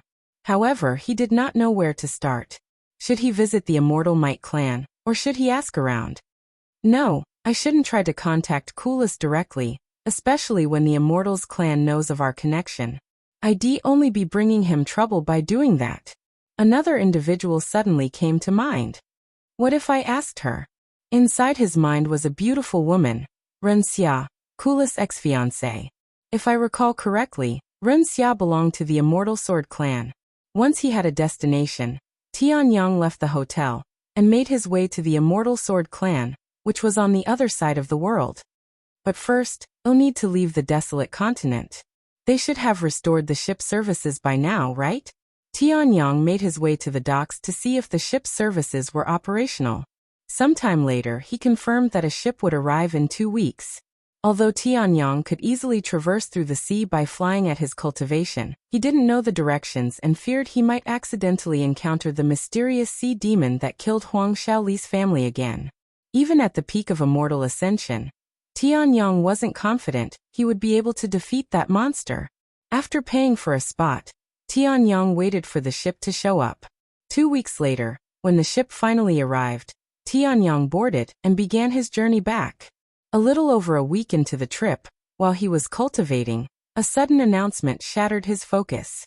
The voice was urgent, almost desperate. This is an emergency announcement. There is a flying leviathan heading in our direction. If there are any cultivators aboard who can deal with it, please save us. Tianyang opened his eyes as panic erupted around him. The once calm ship was now filled with the sounds of terrified passengers, their screams and frantic shouts echoing through the air. Seriously, what is with my luck? Tianyang sighed out loud. Encountering a leviathan was already rare enough, yet somehow he had managed to come across 2 flying leviathans, something even rarer, back to back. The absurdity of it all almost made him laugh. He stood up and left his room, making his way toward the deck. His steps were unhurried, his expression calm despite the chaos unfolding around him. When he arrived at the deck, Tianyang turned to look in the direction of the flying leviathan. Although the flying leviathan was still a few hundred miles away, Tianyang wasted no time. Without hesitation, he activated Limitless Sword Domain. A formless yet boundless pressure swept across the sky, and in the next instant, a single sword strike cut through the vast distance like a divine decree. The flying leviathan never had the chance to react. Its colossal body froze mid-flight before splitting apart, its life extinguished without knowing what had transpired. Chapter 1867 Searching for Ren Xia. Chapter 1867 Searching for Ren Xia. After killing the flying leviathan, Tianyang turned around and calmly made his way back to his room. He neither announced his deed nor lingered to witness the aftermath. Meanwhile, the passengers remained in a state of panic, unaware the threat had already been taken care of. Unbothered by the ongoing commotion, Tianyang simply resumed his cultivation, as if nothing had happened at all. Eventually, the captain's voice echoed through the ship once more, laced with confusion. I don't know how to say this, but it appears the flying leviathan has disappeared. We are safe for now. The announcement did little to calm the passengers. If anything, it only deepened their bewilderment. A flying leviathan was not a creature that simply lost interest or abandoned its prey. Once it had set its sights on something, it pursued it relentlessly until either it or its target was destroyed. Yet, against all logic, the threat had vanished without a trace. The captain's puzzlement was shared by everyone aboard, but Tianyang, still in his room, paid it no mind. Eventually, the ship reached land safely, and the moment it docked, the passengers wasted no time rushing to deboard. Their fear had not fully subsided. Even with the captain's reassurance, none of them had truly felt safe until their feet touched solid ground once more. Some murmured among themselves about the mysterious disappearance of the flying Leviathan, while others simply counted their blessings and hurried away without looking back. Meanwhile, Tianyang stepped off the ship at his own pace, indifferent to the lingering tension in the air. His focus was already elsewhere, as his journey was far from over. A few days later, Tianyang entered an unassuming building. "How can I help you?" a fully cloaked individual asked as he sat across from Tianyang inside a dark room. "I want to know where I can find Ren Xia from the Immortal Sword Clan," said Tianyang. He had gone to an information broker to ask about Ren Xia's whereabouts. The cloaked individual fell silent, and the atmosphere became awkward. "If you're trying to harm the young lady of the Immortal Sword Clan, you can leave now. I won't give you such information even if you kill me, since I will be a dead man the moment I assist you," said the cloaked individual. Tianyang showed the information broker the medallion Ren Xia had given him inside Han Zexian's tomb and assured him, "I am not trying to hurt her." However, the information broker wasn't buying it and said, "If your medallion is real and you really know Lady Ren, then what are you doing here talking to an information broker? You should be able to contact her by yourself." "I've never been to the Immortal Sword Clan, and we're only acquaintances. We barely know each other, but she gave me this medallion after I helped her with something." Tianyang placed 1,000 spirit stones on the table and said, "Let me change my question. Where can I find the Immortal Sword Clan?" "Are you serious?" Even without seeing his face, Tianyang could tell that the information broker had a look of disbelief on his face right now. "Does it look like I am joking?" The information broker turned his gaze to the spirit stones on the table and swallowed nervously. After a moment of silence, he spoke, "You can find the Immortal Sword Clan at the Sword Blossom City." Since this was public information, the information broker didn't mind revealing it to Tianyang. He only hoped that nothing would happen to Ren Xia in the near future. Tianyang didn't say anything else. Not even a thank you. He stood up and left the next moment.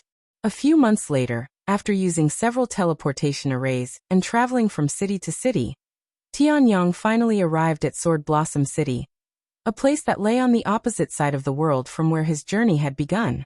Once inside the city, it didn't take long for Tianyang to locate the Immortal Sword Clan's residence. It was impossible to miss, as they occupied nearly half of the city. After walking around for a while, Tianyang finally approached one of the guards stationed at one of the many entrances to the Immortal Sword Clan's vast residence. The guard, clad in traditional sword-engraved armor, stood with an imposing stance, his gaze sharp and unwavering. "Excuse me, I am looking for Lady Ren," Tianyang said. "Why are you looking for the young lady? Who are you, and what is your relationship with her?" the guard asked. It was common for young masters from around the world to show up at the Immortal Sword Clan's gates, all seeking an audience with Ren Xia in their relentless attempts to court her. So the guard instinctively assumed Tianyang was just another one of them. Tianyang retrieved Ren Xia's medallion and said, "I'm an acquaintance of Lady Ren, and I am here to discuss business with her. Unfortunately, this is the most I can share with you." The guard instinctively straightened his back and fixed his demeanor after seeing the medallion. "May I inspect the medallion, esteemed guest?" "Go ahead." Tianyang handed the medallion to him. Although he trusted Ren Xia to a certain extent, he wouldn't be surprised if she had given him a fake medallion to mess with him. However, a few moments later, the guard spoke. "I have confirmed the medallion's authenticity. That said, the young lady is currently not home. If you wish to meet her, you will have to wait for her to return, or you can go find her at the Celestial Sword Sect. If you decide to wait, I can notify the young lady of your arrival. However, I cannot guarantee you that she will return in a timely manner, since she is a very busy individual." "The Celestial Sword Sect, right? I will go to her. Thank you." Tianyang gave a slight nod to the guard before turning around and disappearing into the crowd. Chapter 1868 Meeting Ren Xia Again. Chapter 1868 Meeting Ren Xia Again. After Tianyang left the Immortal Sword Clan's residence, the guard notified Ren Xia of the situation in advance through her communication jade slip. A business partner with my medallion, huh? Ren Xia was puzzled after receiving this news. Although she had business partners, she couldn't recall giving any of them her medallion. As a matter of fact, she hadn't given out a medallion for the last 50 years. When Ren Xia asked for a description of the man, the guard described Tianyang in his disguise. Naturally, Ren Xia didn't recognize this description, and only found the situation more puzzling. A man with my medallion and claiming to be a business partner, huh? How interesting. Thus, Ren Xia patiently waited for her mysterious business partner at the Celestial Sword Sect. A few weeks later, Tianyang arrived at the Celestial Sword Sect. The Celestial Sword Sect was one of the top sects in the Divine Heavens during the Primordial Era, its prestige and influence rivaling even the 7 Divine Sword Peaks. Like the 7 Divine Sword Peaks, the Celestial Sword Sects specialized in sword cultivation, but their philosophies differed greatly. While the 7 Divine Sword Peaks emphasized raw power, overwhelming force, and unshakable might, the Celestial Sword Sect cultivated a style that was elegant, fluid, and swift, like a blade of light cutting through the heavens. Their techniques were said to be as graceful as flowing water, yet as deadly as a falling star, embodying both beauty and lethality in perfect harmony. This elegant and fluid swordsmanship naturally attracted more female sword cultivators. Because of this, the majority of the Celestial Sword Sect's population was female, setting it apart from other top-ranking sects of the Divine Heavens.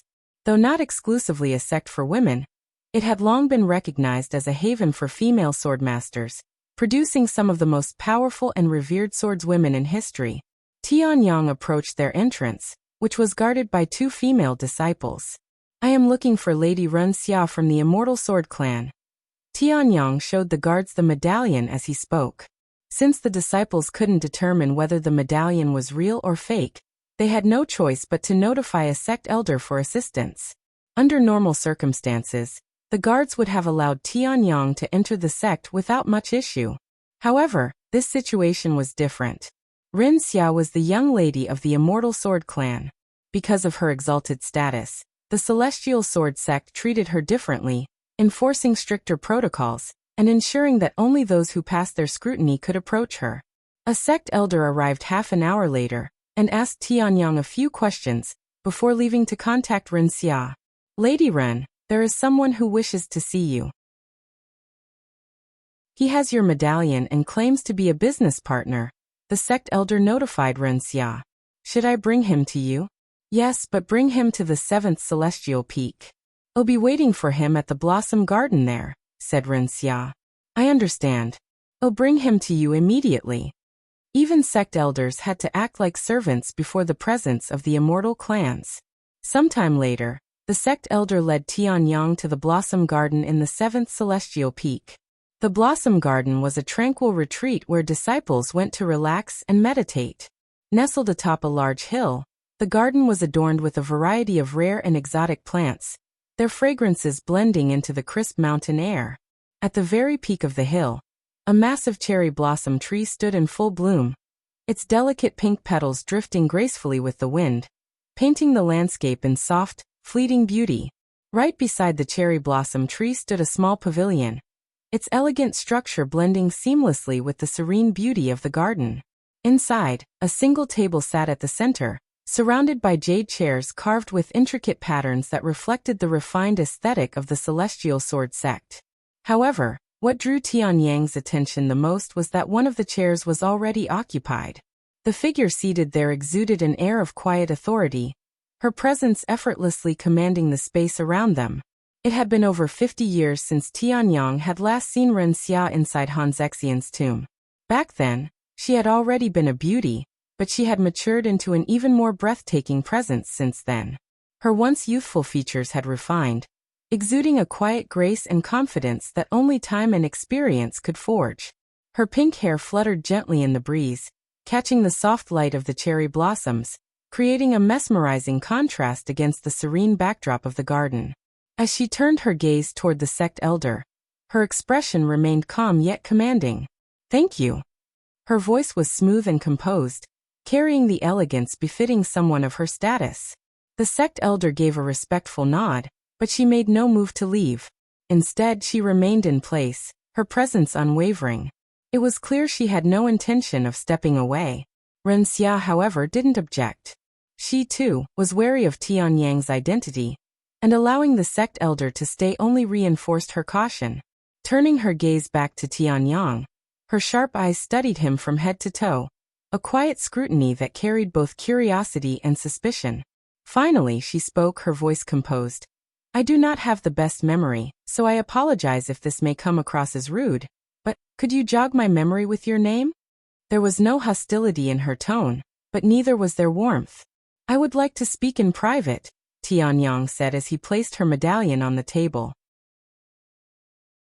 Ren Xia instantly confirmed that the medallion was real with a glance, but she still didn't realize Tianyang's true identity. A name, she repeated in a firm tone. Instead of answering with his name, Tianyang simply spoke the name of a technique. Ethereal Blossom Sword Dance. The moment those words left his lips, Ren Xia's eyes widened in shock and disbelief, and a particular individual appeared in her mind. Impossible, she muttered, her voice barely above a whisper.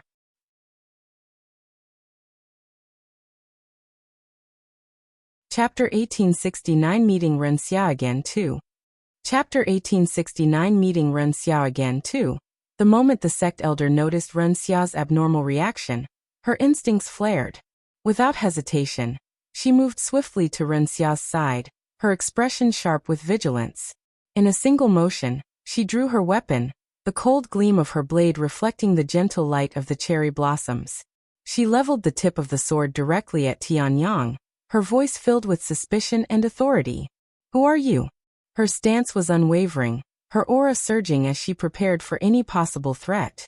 Before Tianyang could even react, Ren Xia swiftly intervened. She reached out and pressed her hand firmly on the sect elders, forcing the blade to lower. It's okay, she said, her voice calm but still shaky. He's nobody suspicious. Can you give us some privacy?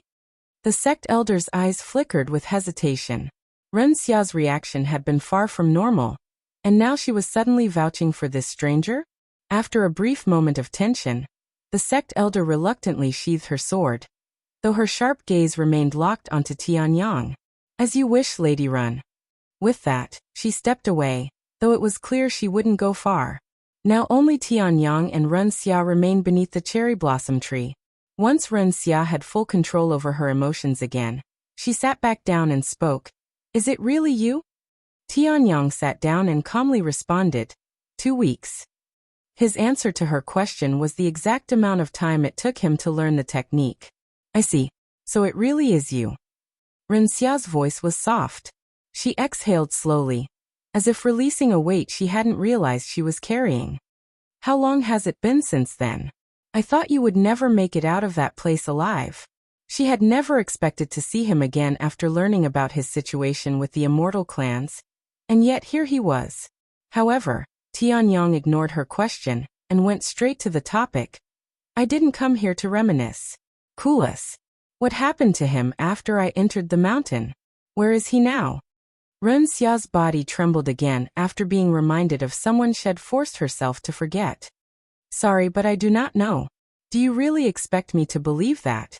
Tianyang frowned. Why do you expect me to know? Because you're his fiancé.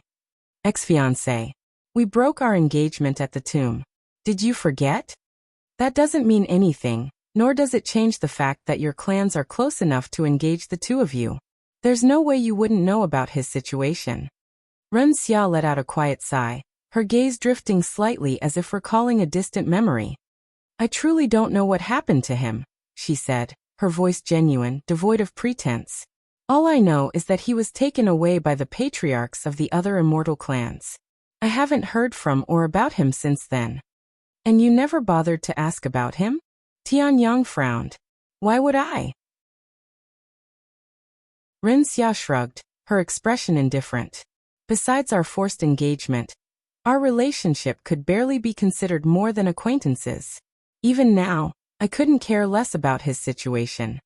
Tianyang didn't doubt Ren Xia's claims. From the way she spoke, from the casual indifference in her tone, he could tell that she truly didn't care about Kulas. Even if she were to learn that Kulas had died, Tianyang had a feeling that she wouldn't grieve, nor would she feel any sorrow. To her, he was nothing more than a name from the past, a person she had once been tied to by obligation rather than choice. But what is this? Ren Xia suddenly said, a hint of amusement creeping into her voice. We haven't seen each other in over half a century, and the first thing you talk about is another person, my ex-fiancé no less? She leaned slightly forward, her sharp gaze locking onto Tianyang, her expression unreadable, profound, teasing, yet carrying an undertone of something more. Why don't you ask about me? She continued, her tone light yet deliberate.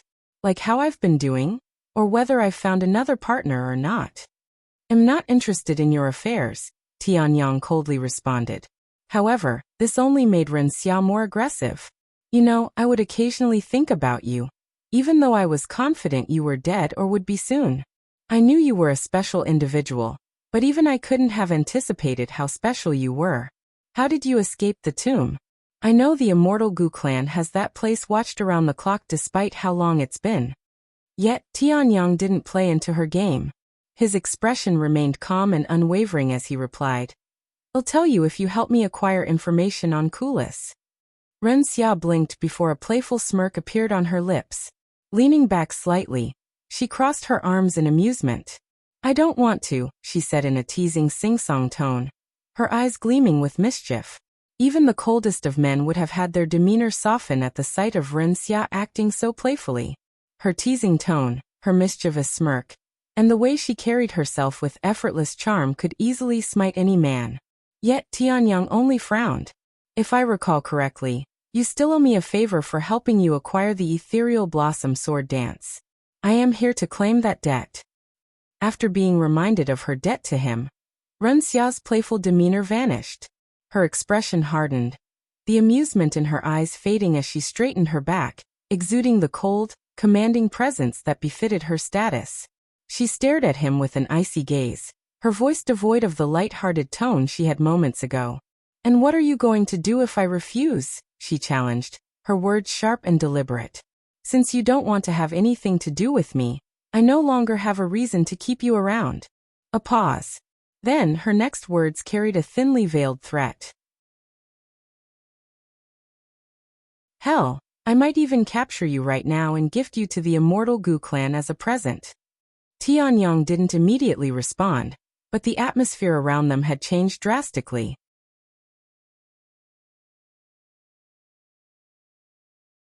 Chapter 1870 Meeting Ren Xia Again 3.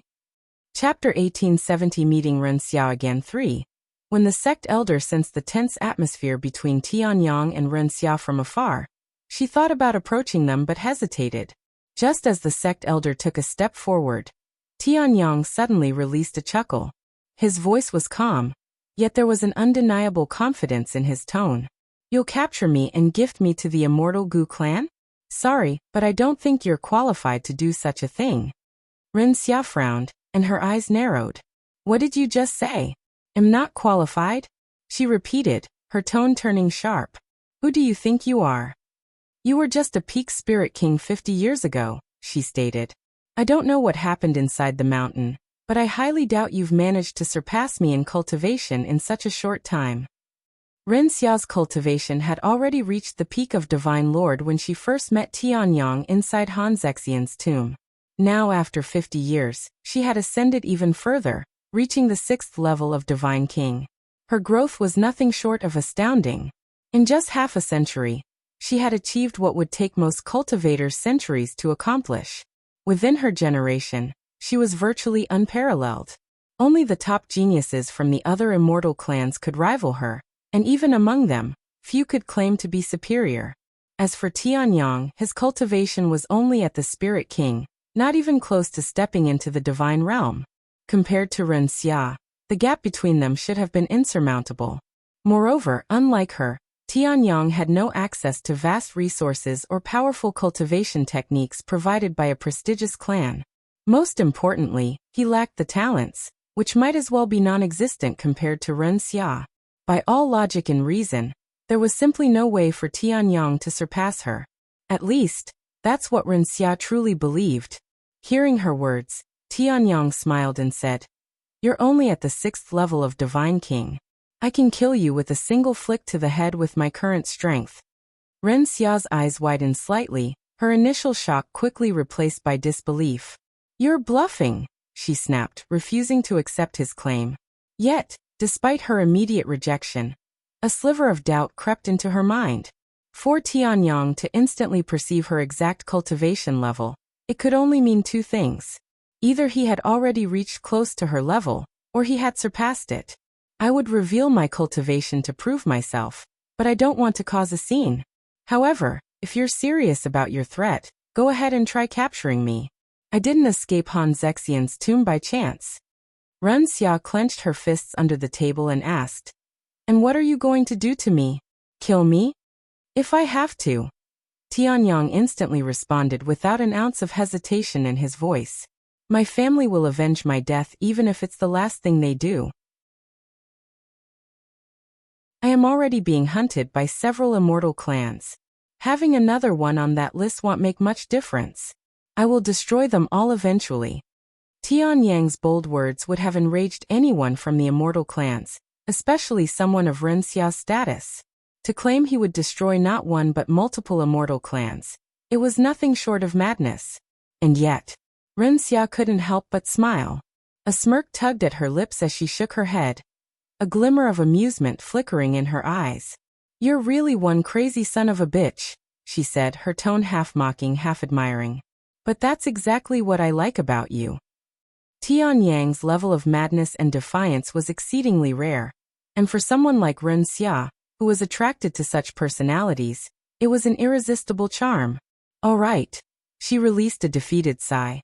"I'll try to find out what happened to Kulas, but don't expect much." "Thank you." Tianyang nodded. "Do you have a communication jade slip for me to contact you when I have the information?" Ren Xia then asked. "No, I don't."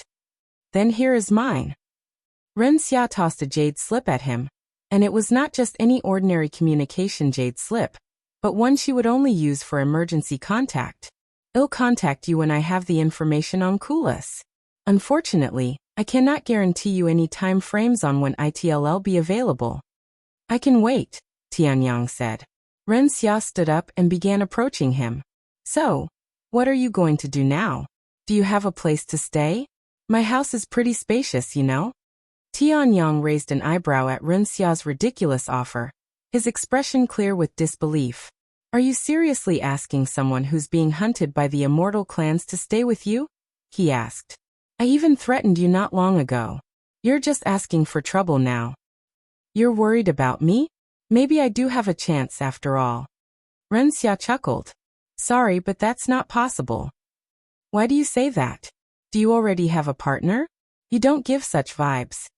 Ren Xia looked genuinely surprised. "I did, but she's no longer in this world," Tianyang admitted. "Is that so? You have my condolences." "I'm leaving now." Just as Tianyang prepared to leave, Ren Xia suddenly grabbed his arm and pulled him back. Caught off guard, he instinctively turned his head. "What are you?" Before he could finish, Ren Xia's face was already close to his. And then she swiftly leaned in, pressing a soft kiss against his cheek. The unexpected gesture left a fleeting warmth on Tianyang's skin. For a moment there was silence. As Tianyang opened his mouth, Ren Xia smiled and said, "I'll see you later." And before he could respond, she turned around and flew away, her figure vanishing in an instant, moving so fast that it almost seemed like she was fleeing the scene. The sect elder, who had just witnessed the shocking scene unfold before her eyes, could only stand there, completely dumbfounded. They were lovers. She cried inwardly, struggling to process what she had just seen. That explains their awkward atmosphere.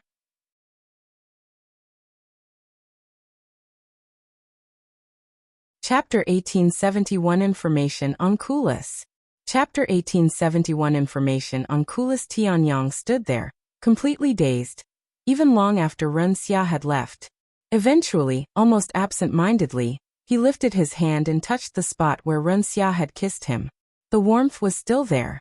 However, Huang Xiaoli's smiling face suddenly appeared in his mind, instantly snapping him out of his daze. Kulas was right. She's a dangerous and unpredictable woman. I need to be especially careful when around her. Tianyang thought to himself as he left the Celestial Sword Sect. After leaving the Celestial Sword Sect, Tianyang traveled deep into the wilderness, searching for a secluded area away from prying eyes. Once he found a desolate, untouched area, he finally set his focus on something he had long neglected, his martial techniques. Although his cultivation base had grown significantly over the past 50 years, his martial techniques remained stagnant. During his time in Han Zexian's cavern, his mind had been entirely consumed by the diary and the engravings on the walls, leaving little to no time for him to practice his martial techniques. While Tianyang trained, Ren Xia tried to acquire information on Kulas. The first person she went to for such information was naturally her own family. Coincidentally, Ren Xia's mother paid her a visit at the Celestial Sword Sect just a few weeks after her meeting with Tianyang. Seated within her courtyard, surrounded by the gentle rustling of flowers, Ren Xia and her mother enjoyed their tea in peaceful harmony. Their conversation was light and pleasant at first, with her mother inquiring about her time at the sect, her progress in cultivation, and any challenges she had faced. Ren Xia responded with ease, sharing details of her breakthroughs and training progress. However, as the conversation continued, Ren Xia eventually brought up Kulas, a name she hadn't mentioned to her family for decades. "Mother, this may sound random, but have you heard from or about Kulas recently?" The moment Ren Xia spoke his name, her mother, who had just lifted her teacup to her lips, suddenly trembled. A faint ripple disturbed the surface of the tea as her fingers momentarily stiffened around the delicate porcelain. For a brief second, an unreadable expression flashed across her usually composed face, one that Ren Xia had never seen before. Then slowly she lowered the cup, placing it carefully back onto the table. "Did something happen? You haven't mentioned him ever since your engagement was broken." Ren Xia kept a calm demeanor and responded, "A friend mentioned him not long ago, and I realized that I haven't heard a word about him for over 50 years now. I don't care about his situation, but it does intrigue me how quiet he's been. Don't tell me he died?" Her mother didn't immediately respond. Instead, a heavy silence settled between them, the only sound being the soft rustling of flowers in the gentle breeze. Then, after what felt like an eternity, she finally spoke. "Sorry, but I also haven't heard from him or the Immortal Might clan recently." Her voice was calm, steady too steady. "After your engagement was broken, our relationship with the Immortal Might clan hasn't been the same. It might take some time before things return to normal." On the surface, her words were logical and reasonable. But Ren Xia knew better. She had spent a lifetime reading the subtle nuances in her mother's expressions and tone. And right now, her mother was lying. She wasn't just withholding information. She was deliberately hiding something from her. "Is that so?" Ren Xia kept her cool and responded nonchalantly. "By the way, I wouldn't mind completely severing ties with the Immortal Might clan." Her mother shook her head and said, "You know that's not possible." "I know." As their meeting neared its end, Ren Xia's mother set down her teacup and spoke with deliberate intent. "Before I leave, I need an answer for you know what." Ren Xia's expression remained composed, her response almost instantaneous. "If you're talking about who my next fiancé will be, I am still considering my options." Her voice was calm, unaffected, as if she had expected this conversation from the very beginning. Despite how last-minute the question might have seemed, Ren Xia knew this was the true reason for her mother's visit. "Your father and I both know you're trying to delay it as long as possible, but you really need to make up your mind soon, as it'll greatly our clan. We love you, but our patience has a limit, and it's running thin." "Of course, mother." Ren Xia managed to keep a calm demeanor until the very end. Once her mother left, Ren Xia's calm expression turned grim. "Love me? What a joke. I am nothing but an object with a price in their eyes," she coldly sneered. After failing to acquire any information on Kulas from her family, Ren Xia changed her methods, using more unorthodox methods. A few years later, in the midst of his training, Tianyang noticed the communication jade slip Ren Xia had given him was trembling. He quickly answered it. Hello. I have the information you want. Ren Xia's voice resounded from the jade slip, her tone calm but carrying an undertone that Tianyang couldn't quite place. Great. I'll come to meet you at the Celestial Sword Sect. Tianyang responded immediately. However, Ren Xia quickly rejected the idea.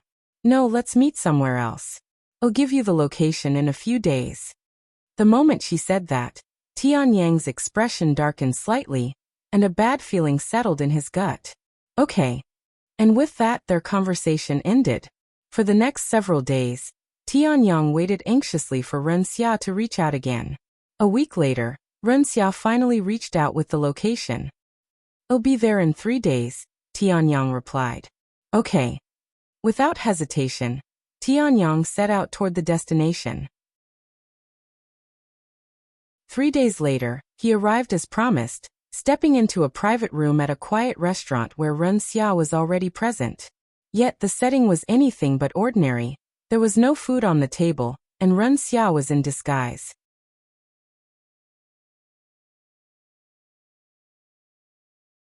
Chapter 1872 Kulas Situation. Chapter 1872 Kulas Situation. Are you? Tianyang hesitated, his gaze fixed on the woman before him. He was almost certain it was Ren Xia, but a sliver of doubt remained. Was it truly her, or merely someone sent in her place to deliver her words? He needed to be sure. It's me, Ren Xia said as she removed her disguise. I don't like this at all, Tianyang said with a frown. However, his unease wasn't directed at Ren Xia but the room itself. The air felt heavy, the atmosphere unpleasant and oppressive. Please sit down. Ren Xia gestured at the seat across from her. Once Tianyang was seated, Ren Xia began. Before I talk about Kulas, there's something you should know. Tianyang didn't say anything and allowed her to continue. Shortly after you clashed with the Immortal clans outside the mountain, Ren Xia revealed, her voice calm but laced with underlying tension. Patriarch Gu of the Immortal Gu clan, the sect leader of the 7 Divine Sword Peaks, and 2 other prominent figures from the Immortal clans confronted me. They wanted to know about my connection to you after learning that I'd traveled with you for some time. Although I told them we only met through Kulas and that I barely knew you, they refused to believe me, Ren Xia continued.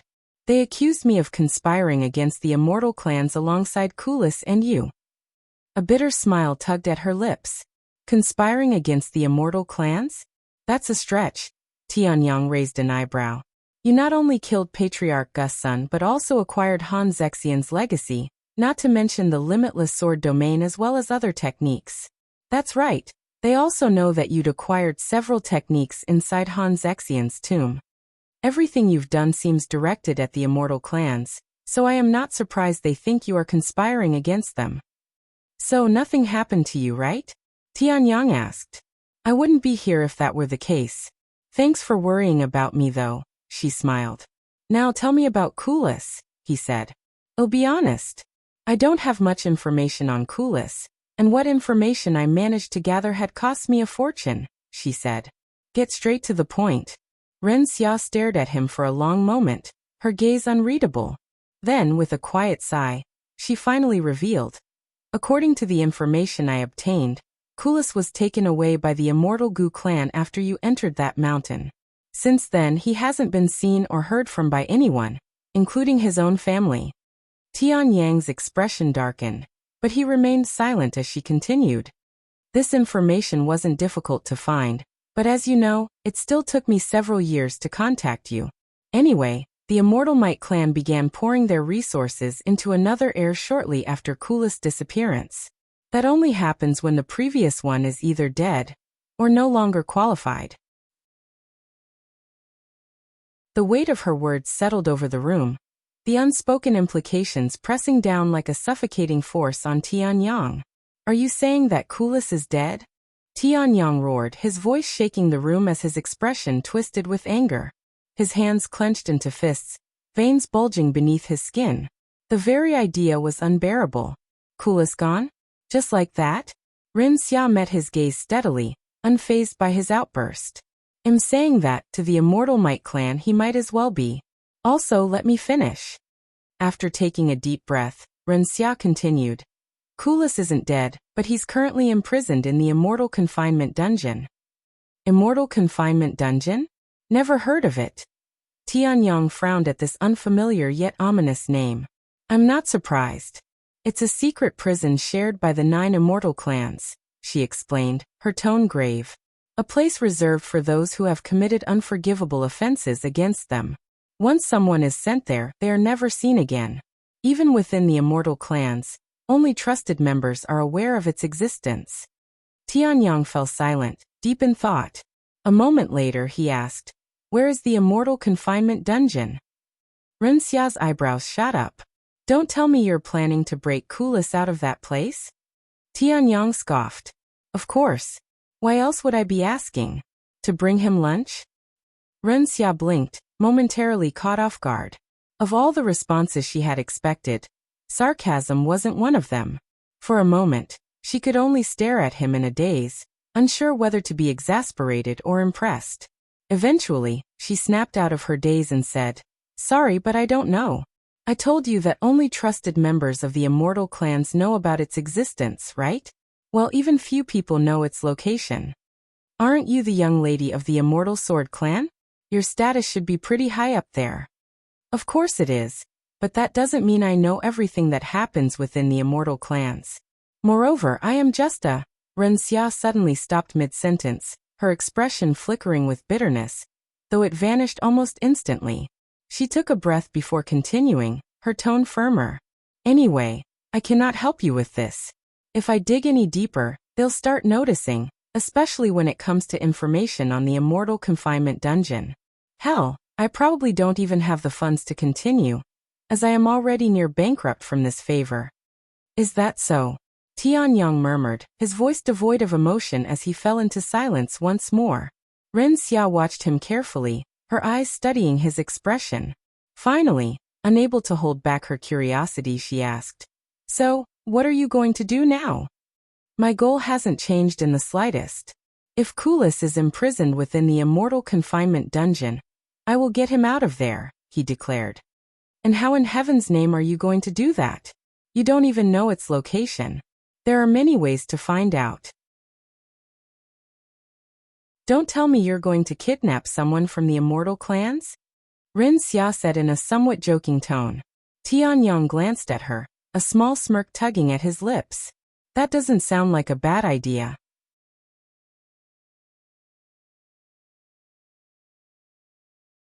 Chapter 1873 Attacking the 9 Immortal Clans. Chapter 1873 Attacking the 9 Immortal Clans. You can't be serious.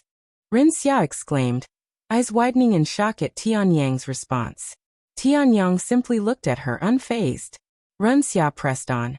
Even if you're actually considering kidnapping someone, they'd have to be of high enough status to know the location of the Immortal Confinement Dungeon.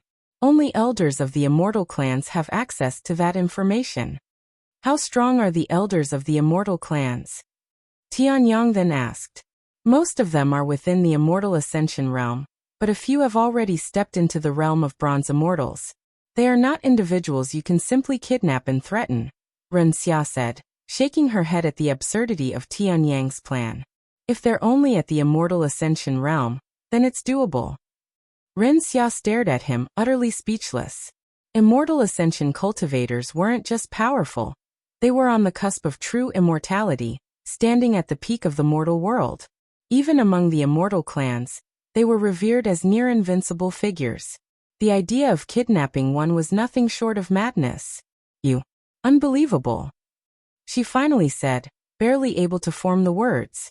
But Tianyang's expression remained calm, composed, as if he had just stated the most ordinary thing in the world.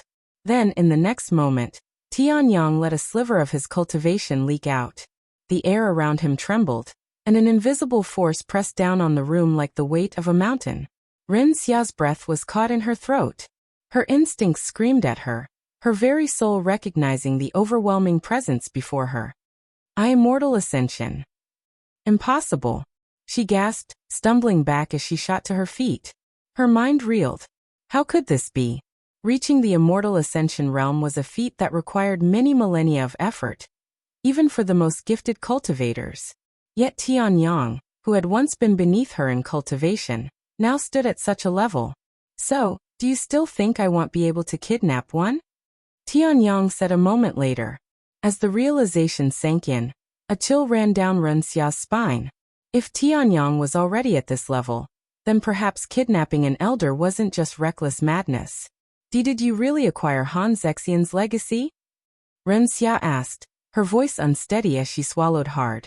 It was the only logical explanation for his unfathomable progress. Han Zexian, an existence shrouded in mystery, a legend whose legacy was said to contain insights and power that defied the heavens themselves. If Tianyang had truly obtained it, then his meteoric rise in cultivation suddenly made sense.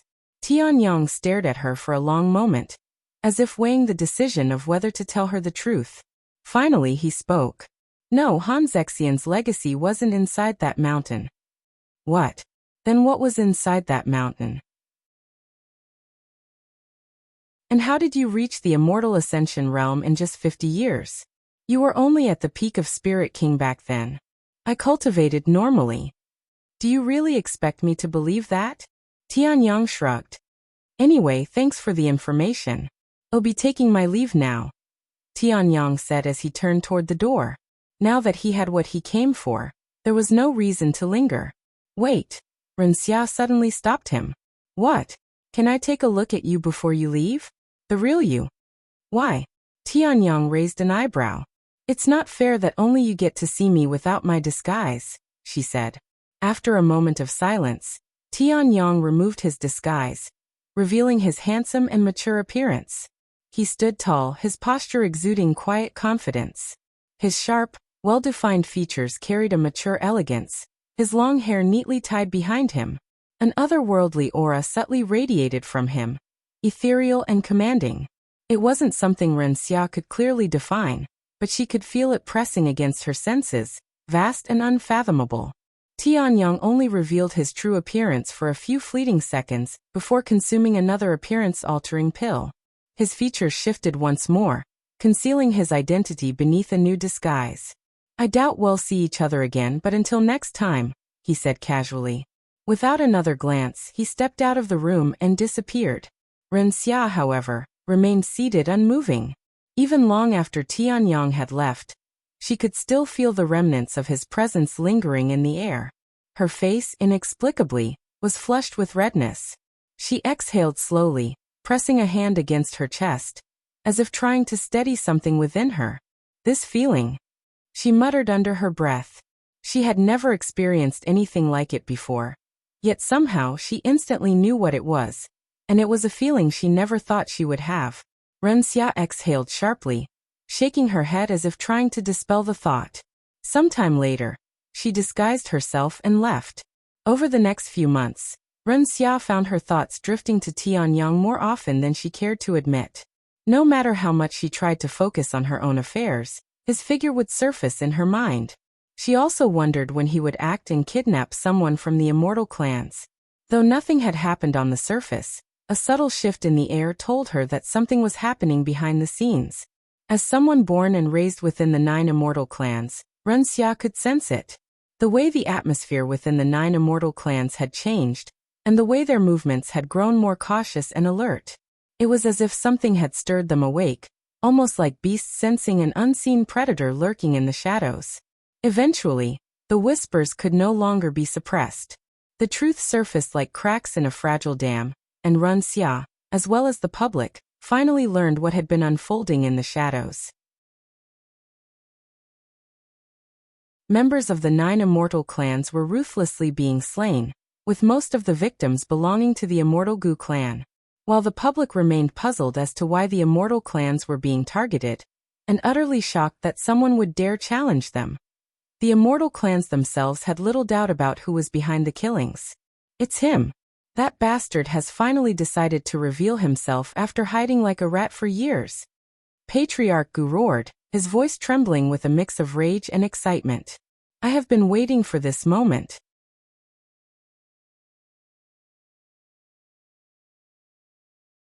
Chapter 1874 Attacking the 9 Immortal Clans 2. Chapter 1874 Attacking the 9 Immortal Clans 2. Shortly after it became clear that the members of the 9 Immortal Clans were being targeted and murdered, the head of each family gathered to discuss it. The last time the 9 Immortal Clans gathered in one place was before the opening of Han Zexian's tomb. It appears that someone is targeting the 9 Immortal Clans. Does anyone here have any idea who it might be? The Immortal Sword Clan's patriarch started the conversation with a grim expression. The others in the room didn't say anything and turned to look at Patriarch Gu instead, as most of the victims belonged to his Immortal Gu clan. Noticing their gazes, Patriarch Gu calmly responded, "Yes, I know who this individual is. As a matter of fact, you guys do too." "What?" The others couldn't think of anyone. A cold smile appeared on Patriarch Gu's face as he continued, "That bastard who went inside Han Zexian's legacy." "What? He came out?" A few of the people inside the room stood up from shock. "When did something like that happen?" "A few years ago," Patriarch Gu calmly revealed. When the others heard this, they quickly frowned. "What the hell? So you've been keeping this to yourself for several years now? Were you trying to capture him and acquire Han Zexian's legacy for yourself?" The Patriarch of the Immortal Spring Clan said. Patriarch Gu shook his head and said, "While it has been several years, he went into hiding the moment he escaped. I was going to notify you once I find any information about him. Hence why I summoned everyone the moment he started attacking."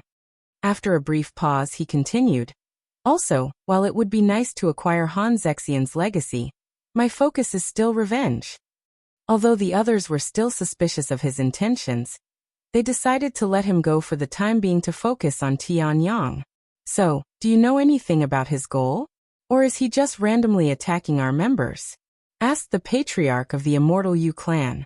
"I am not certain of his goals, but if we consider what he said before entering Han Zexian's legacy, it's likely that he's just attacking us for revenge."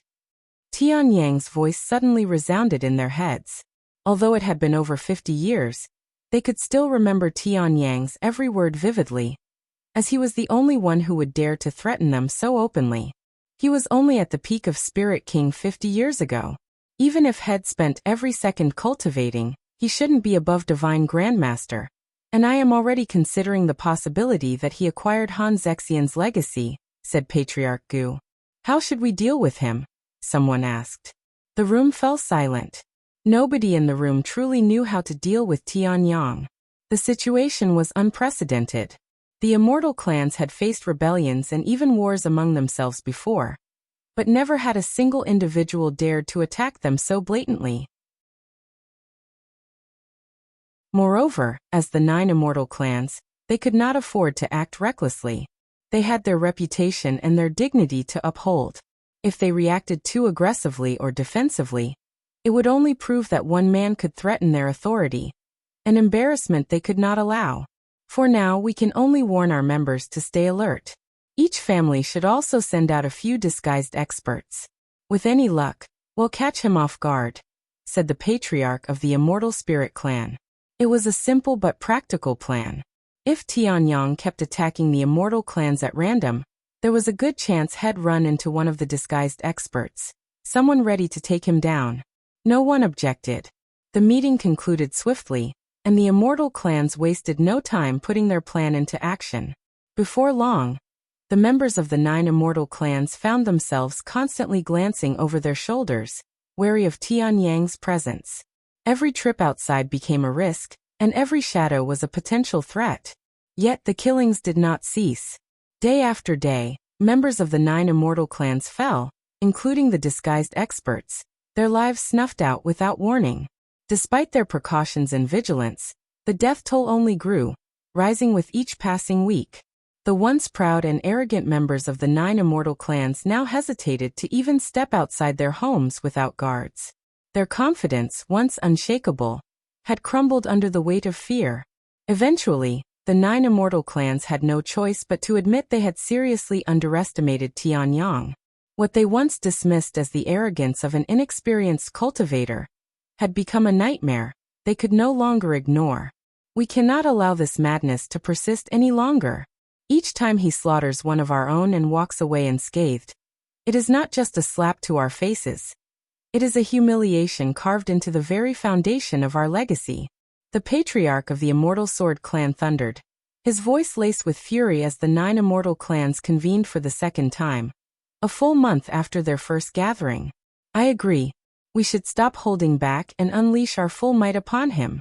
Though we will definitely lose face for using such force against a single individual, it is far preferable to being perceived as useless and vulnerable in the other's eyes, said the patriarch of the Immortal Soul clan, his tone laced with cold resolve. Let's take a vote. After a quick vote, it was decided that the 9 immortal clans would stop being so reserved to go after Tianyang with full force. When Ren Xia learned of this, she sighed inwardly. What are you doing, Tianyang?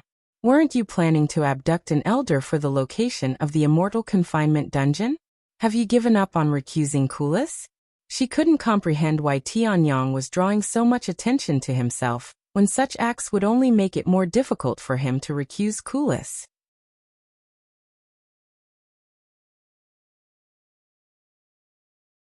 Chapter 1875 A Potential Trap. Chapter 1875 A Potential Trap. Have you heard? Some madman has been waging war against the 9 immortal clans. I can't even begin to imagine what kind of grudge he must hold to go this far. Elder Jing remarked, her tone laced with curiosity and disbelief as she addressed the stunning woman before her within the immortal monastery. With everyone and their mother talking about it, it'd be a miracle not to know by now. Elder Sun replied in a tone of utter disinterest, as if the chaos shaking the 9 immortal clans was nothing more than idle gossip unworthy of her concern. Elder Jing fell silent, her gaze lingering on Elder Sun's face, once radiant, now clouded with an unspoken gloom. The reason behind her unhappiness was evident. Yet Elder Jing dared not voice it, fearing that even the slightest mention might deepen the shadows in her companion's heart. Meanwhile, Ren Xia found herself back at the Immortal Sword clan after being called back by her parents. Inside a quiet room, facing her parents, Ren Xia spoke. If you're worried about my safety, I would have been far safer at the Celestial Sword sect than here. However, her father merely sneered, as if he found her concern amusing. That madman may be attacking the 9 immortal clans, but most of his victims belong to the Immortal Gu clan. Our Immortal Sword clan has yet to suffer any casualties, which means there's a good chance we're not his target. Ren Xia's eyes widened in surprise. What? We haven't been attacked? When she had chosen to help Tianyang, she did so fully aware that it would bring harm to her own family, something she had already come to terms with. Patriarch Ren shook his head and said, to begin with, this whole thing started with Gu Lim. Our Immortal Sword clan has done nothing to offend him. Although Ren Xia didn't fully understand the depth or reason behind Tianyang's hatred for the 9 immortal clans, she had a feeling it stemmed from more than just Gu Lim. Even so, she chose to stay silent, knowing some things were better left unsaid. Even if that madman attacked us, I'm confident you're strong enough to handle it alone, her mother added. After a brief pause, her father continued. Anyway, the real reason we called you back today is to see whether you have come to a decision regarding your next partner. It hasn't been that long since you last asked me, Ren Xia said. No, but a lot has happened, and we can no longer wait for you. If you don't have a decision by the time you leave this room, we will make the decision for you. Ren Xia clenched her fists in frustration. Despite her brilliance and countless achievements, she knew that none of it would ever be enough to free her from the fate of being a mere pawn in a political marriage. After a moment of silence, she said, do as you wish. Now that I think about it, it doesn't matter who I marry since I won't have feelings for any of them. Then we will do just that, her father responded with no hesitation in his voice. Her mother merely shook her head in silence. If this is all, I would like to return to my cultivation, Ren Xia said a moment later. You may leave, but do not return to the Celestial Sword sect, and stay home for now. I plan on inviting your future partner for dinner next week, after all. I understand. Ren Xia returned to her room shortly after, and lay on her bed, her gaze empty as she stared at the ceiling in silence. After a while, she reached for a jade slip and held it above her, her eyes reflecting a depth of emotion. contemplation, longing, or perhaps an unspoken resolve. She brought the jade slip to her lips and began mumbling. It's me. Let's meet at the same place we last met in 5 days. I know you probably don't need my help, but I have a way to ensure you'll receive the location of the Immortal Confinement dungeon with minimal risk. Don't worry, this isn't a trap. I swear on my soul. A few moments after Ren Xia lowered her arm, Tianyang received her message. He held the jade slip in his hand with a pondering expression as he mulled over its contents. Though he trusted Ren Xia to some extent, he didn't fully trust her. The timing was too convenient. Not to mention that the 9 immortal clans had just declared war on him. There was a real possibility that Ren Xia was trying to lure him into a trap. Yet, Tianyang couldn't bring himself to dismiss her message outright, mostly because of the tone of her voice. She hadn't sounded coerced, nor did she carry her usual composure. Instead, there was something else in her voice, something unguarded, almost fragile. It wasn't desperation, but a quiet distress, as if she were struggling with something she couldn't put into words. 5 days later, Ren Xia arrived at the designated meeting place. He'll come right, she murmured under her breath, uncertainty in her voice. Yet even if Tianyang chose not to appear, she wouldn't blame him. Given the circumstances, his wariness was justified. A few hours later, the door to her room suddenly creaked open. Ren Xia's body tensed as she instinctively turned toward the entrance, only to find an unfamiliar middle-aged man standing in the doorway. Yet instead of confusion, a wave of relief washed over her. You sure know how to make a lady wait, Ren Xia said, swiftly regaining her composure.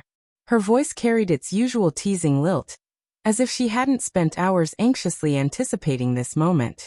I had to make sure I wasn't going to be ambushed, Tianyang said as he sat before her. Do you think so little of me? I already swore on my soul that it wasn't a trap, Ren Xia sighed. You can never be too careful, he said before continuing after a slight pause. So, how are you going to help me?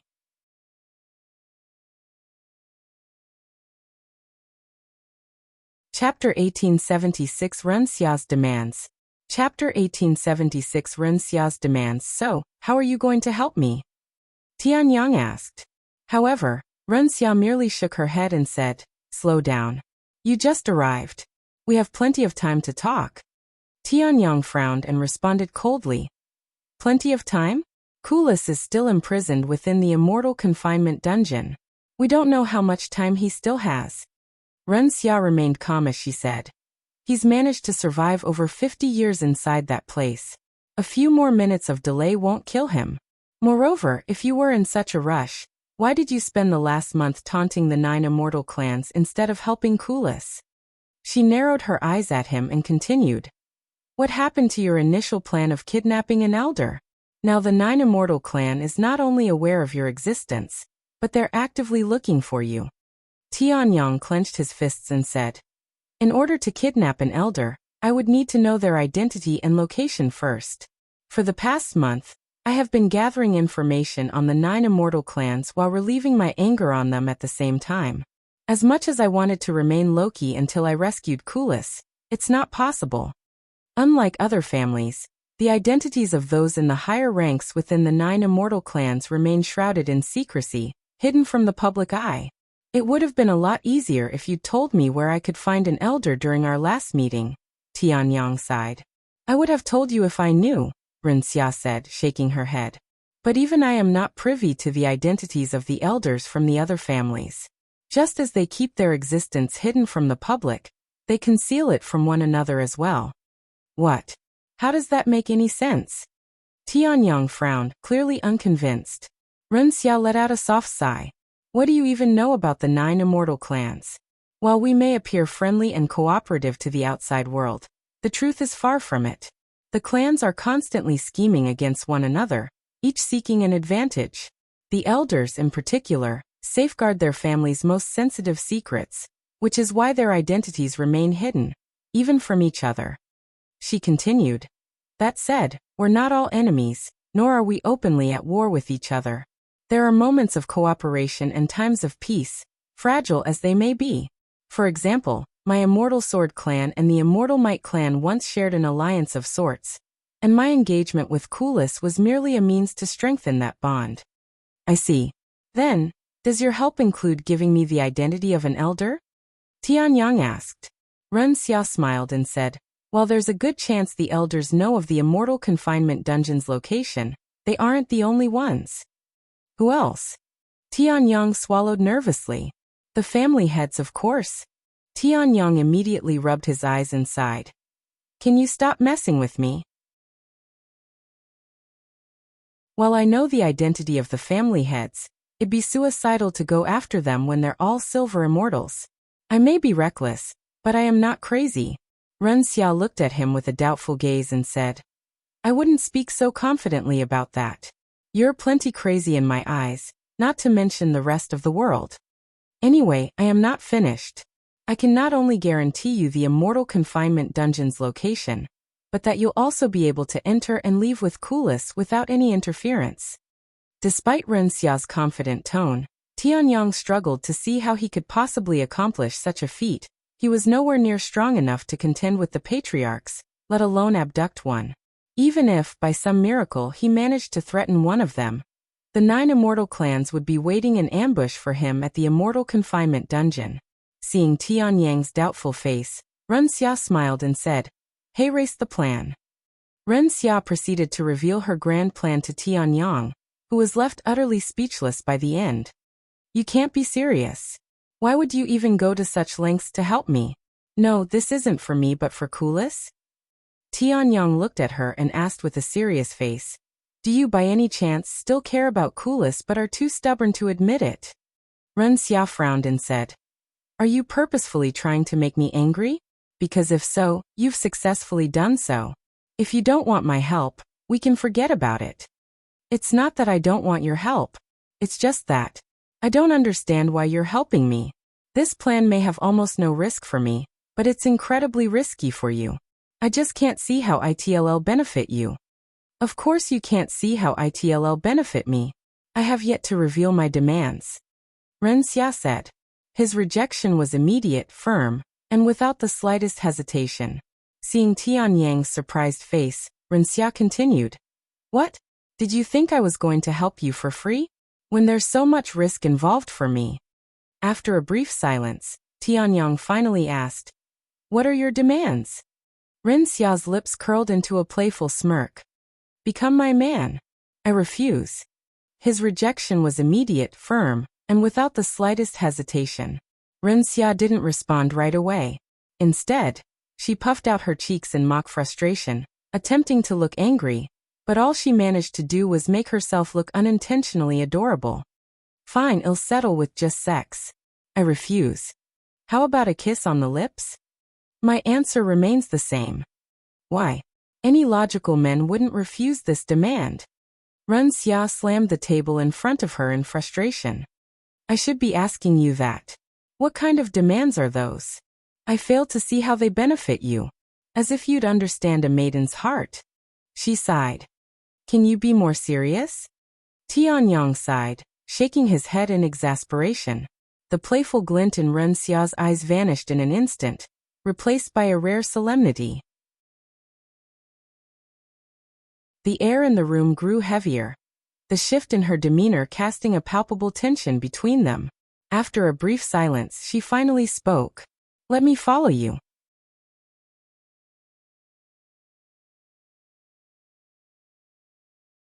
Chapter 1877 Ren Xia's Demands 2. Chapter 1877 Ren Xia's Demands 2. What? A mixture of surprise and puzzlement appeared on Tianyang's face after he heard Ren Xia's demands. You want to follow me? I don't understand. Can you elaborate? Ren Xia's expression remained serious as she explained. It's exactly as it sounds. I want to follow you as a traveling partner. Wherever you go, I want to be by your side. Tianyang only became more puzzled by her explanation and continued to ask, But why would you want to do that? I have my own reasons. For Ren Xia to follow him, she would essentially be abandoning her family, her status, and everything she had built until now. Tianyang couldn't fathom why she would make such a drastic choice. Even if she harbored feelings for him, It was hard to believe that she would cast aside her entire life just for his sake. What if she wants to follow me to uncover Han Zexian's legacy? Thinking I've inherited it? Tianyang wondered. There was also the unsettling possibility that she was acting under the orders of the 9 immortal clans. No matter how sincere she seemed, he couldn't ignore the reality that Ren Xia was one of them. Moreover, she was not just any member but a young lady of the 9 immortal clans, someone whose status rivaled even the elders. As much as Tianyang wanted to trust her, experience had taught him otherwise. He had grown wary of everything and everyone, knowing that trust was a luxury he could no longer afford. However, Ren Xia had been nothing but helpful to him thus far, and despite his wariness he couldn't sense any ill intent from her. Eventually, Tianyang decided to trust her. Are you sure you want to do this? There's no going back once it's done, Tianyang said a moment later. Ren Xia calmly nodded. I have resolved myself even before I reached out to you. Fine, I'll accept your demand. When do you want to do this? Let's do it tomorrow. For the next few hours, Ren Xia and Tianyang meticulously reviewed their plans, going over every detail multiple times to ensure there were no missteps. Once they were certain everything was in place, Ren Xia took her leave, returning home as if nothing had changed. Meanwhile, Tianyang vanished into the shadows, disappearing to an unknown destination. The following day, Ren Xia's mother approached her with a calm yet authoritative tone. We've decided that you'll be engaged to Zhan, the 5th eldest young master of the Immortal Spirit clan. Ren Xia's expression didn't waver, but deep inside, a chill ran down her spine. She was no stranger to that name. Zhan's reputation preceded him, not for his talents or achievements, but for the unsettling rumors that clung to him like a shadow. He was known as a playboy with a particular fetish, one that made even his own family members tremble when mentioned. So our Immortal Sword clan is that desperate for power, huh? Ren Xia sighed out loud as she shook her head. Her mother instantly frowned and shouted, Don't you dare go there. Am I wrong though? Although Kulas wasn't to my taste, he's still countless times better than Zhan. I bet you regret breaking your engagement with him now, her mother sneered, her voice laced with mockery. You never know what you have until it's gone. Whatever. Ren Xia turned on her heels and began walking away, unwilling to entertain the conversation any longer. But before she could take more than a few steps, her mother's sharp voice halted her. Where do you think you're going? The Immortal Spirit clan will be arriving tomorrow. You are forbidden from leaving until they leave. Relax. I won't be going far, she said annoyedly. I just need some fresh air. Or are you going to take that away from me too? After leaving the Immortal Sword clan's residence, Ren Xia aimlessly wandered through the city, her thoughts tangled in frustration and helplessness. Her usually sharp gaze was unfocused, and every so often, she let out a quiet, defeated sigh. With her striking beauty and renowned reputation, it was impossible for her presence to go unnoticed. Passers-by stole glances, some whispering among themselves, others merely staring in curiosity, wondering why Ren Xia looked so distressed. Yet nobody attempted to talk to her, fearing they might anger her. Several hours later, Ren Xia's father furrowed his brows as he noticed her absence. Where's Ren Xia? She's walking around the city right now, her mother replied nonchalantly. Don't worry, I have guards watching over her to ensure she doesn't escape. Her father exhaled sharply, his expression unreadable. She better not cause trouble. The Immortal Spirit clan will be here tomorrow, and I don't want any unnecessary complications. She won't, her mother assured him in a confident voice. She may be stubborn, but she understands the weight of our family's decision. However, just moments later, someone forcefully knocked on the door before entering the room and shouted, It's an emergency. The young lady has been abducted. What? Both Ren Xia's parents exclaimed in a shocked voice. What happened? Tell me everything right now. Her father roared. We were following the young lady as instructed by Matriarch Ren. The messenger, one of the guards assigned to shadow Ren Xia, reported in a frantic tone. But then someone suddenly appeared from the sky, snatched the young lady, and vanished before we could even react. How is that even possible? Ren Xia is a Divine King expert. There's no way she'd be abducted like this. Her mother shouted, her voice filled with disbelief. But the kidnapper exuded the presence of a divine emperor, if not divine sovereign. Don't tell me it's Tianyang. Ren Xia's mother quickly deduced. But why would he kidnap her? If it were truly him, I'd sooner believe he would have killed her on the spot, just like he did to the others. But he didn't. Ren Xia's father refused to accept it. Before they could dwell further into the situation, the sound of hurried, frantic footsteps echoed through the halls.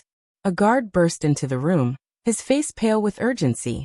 It's an emergency, he stammered, barely catching his breath. The young lady has returned home. But she's not alone. She came back with an unknown individual who claims he's holding her hostage and demands to speak with the family head, or head kill her. What? Ren Xia's parents exclaimed.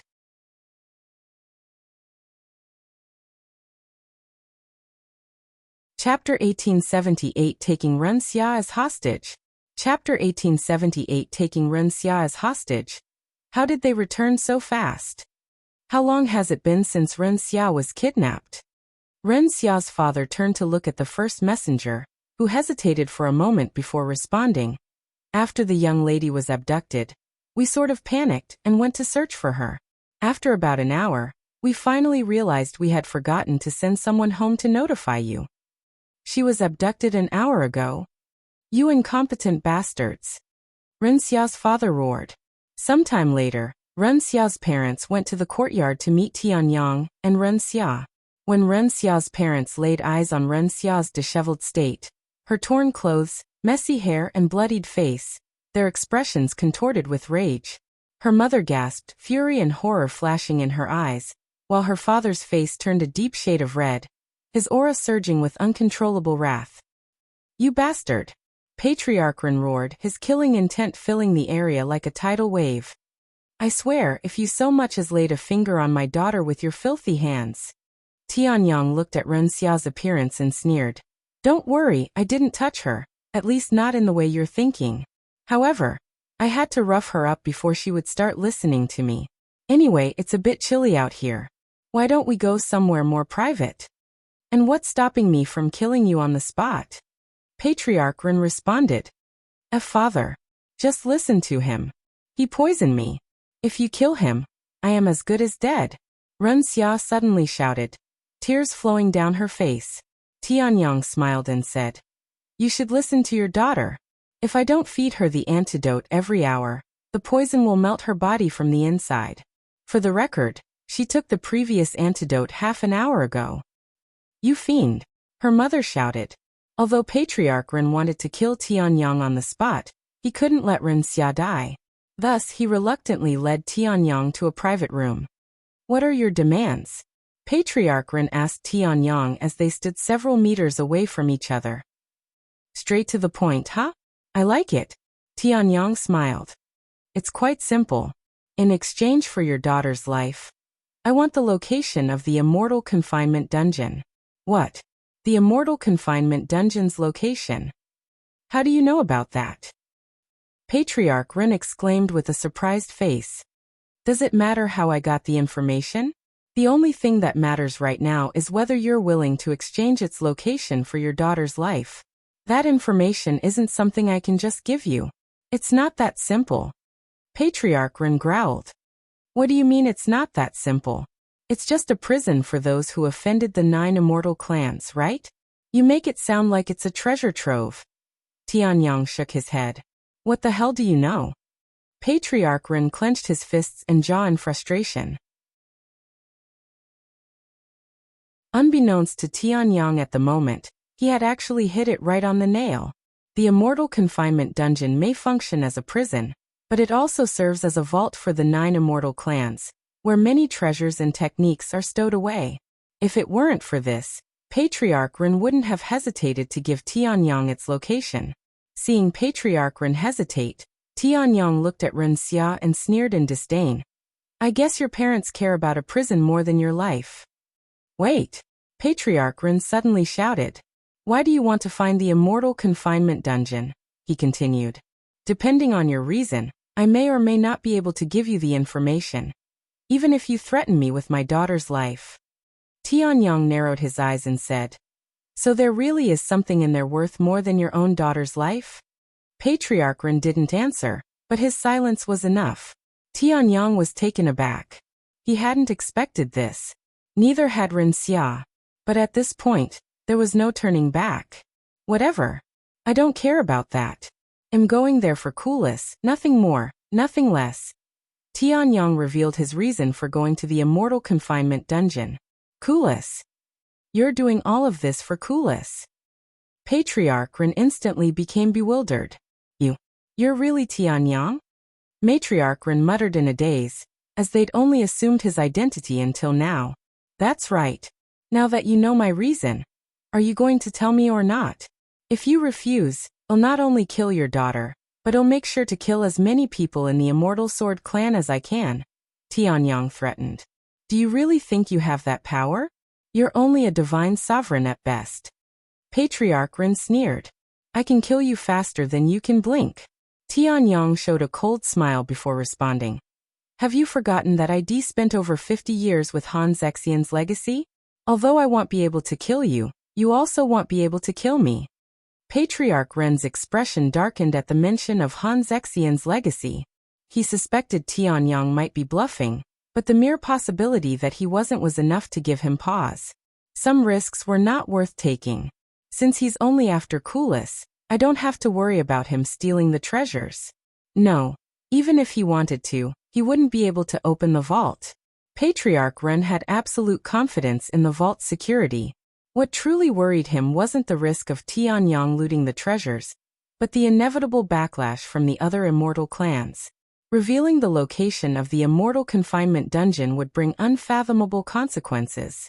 However, if Ren Xia were to die, the Immortal Sword clan would be just as doomed. Actually, I can just kill him before the others find out, Patriarch Ren suddenly realized. That way, no one will ever know I leaked the location, and I can save Ren Xia at the same time. Fine, I'll tell you the location, he said a moment later.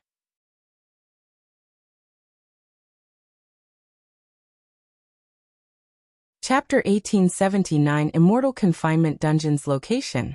Chapter 1879 Immortal Confinement Dungeon's Location. Fine, I'll tell you the location, Patriarch Ren said. But I'll need you to swear on your soul that you will not harm my daughter afterward. Tianyang sneered. I refuse. Do you think I am stupid or something? How will I know that you won't try to screw me over with a fake location? Don't worry, I can guarantee your daughter's safety, given that you provide me what I need without messing around. Patriarch Ren's eyebrows twitched slightly.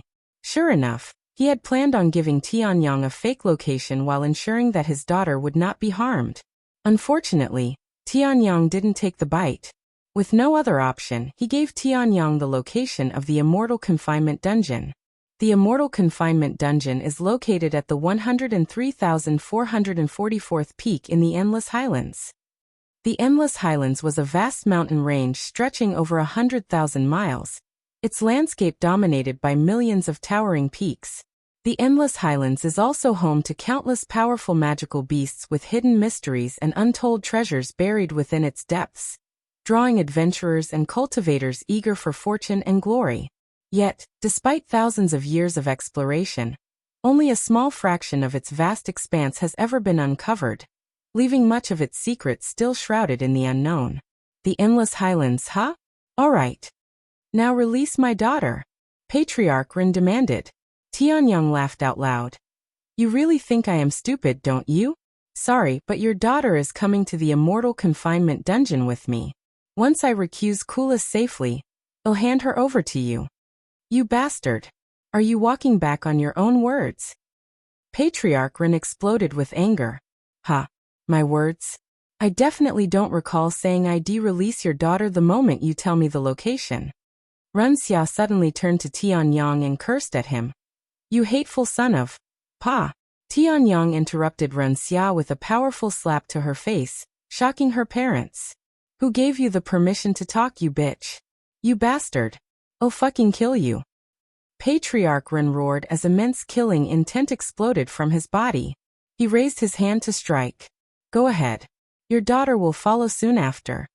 Tianyang proudly lifted his chest high, provoking Patriarch Ren. Patriarch Ren gritted his teeth, trying to control his emotions. I thought so. Anyway, if you have nothing to say, I'd like to leave now. The longer you make this, the longer your daughter will be with me, after all. Get out of here before I can no longer control myself. Tianyang turned to look at Ren Xia and said, let's go. Mother, father. Ren Xia looked at her parents with a reluctant expression, but Tianyang grabbed her by the waist and flew away, treating her like luggage. Damn it all. Patriarch Ren stomped the ground so hard he shook the entire building. What should we do about the Immortal Spirit Clan? They'll be here tomorrow. Matriarch Ren asked. We can only delay it until Ren Xia returns. The other Immortal clans must not know we've revealed the Immortal Confinement Dungeon's location to Tianyang at all costs. Patriarch Ren promptly reached out to the Immortal Spirit Clan. Upon hearing that the meeting had been delayed, they immediately grew suspicious, wondering if the engagement was in jeopardy. However, Patriarch Ren swiftly reassured them, claiming there was no issue because Ren Xia had simply entered enlightenment and could not be disturbed. It was a convenient excuse, one that few would question. A few days later, Tianyang and Ren Xia arrived at the Endless Highlands, but they didn't immediately head to the Immortal Confinement Dungeon. Looks like your plan went smoothly, Tianyang said to Ren Xia. Ren Xia rubbed her cheeks, the area that Tianyang had struck, and complained. I know I told you to hit me, but you didn't hold back at all. Tianyang shrugged and said, if I held back, it wouldn't have been as convincing.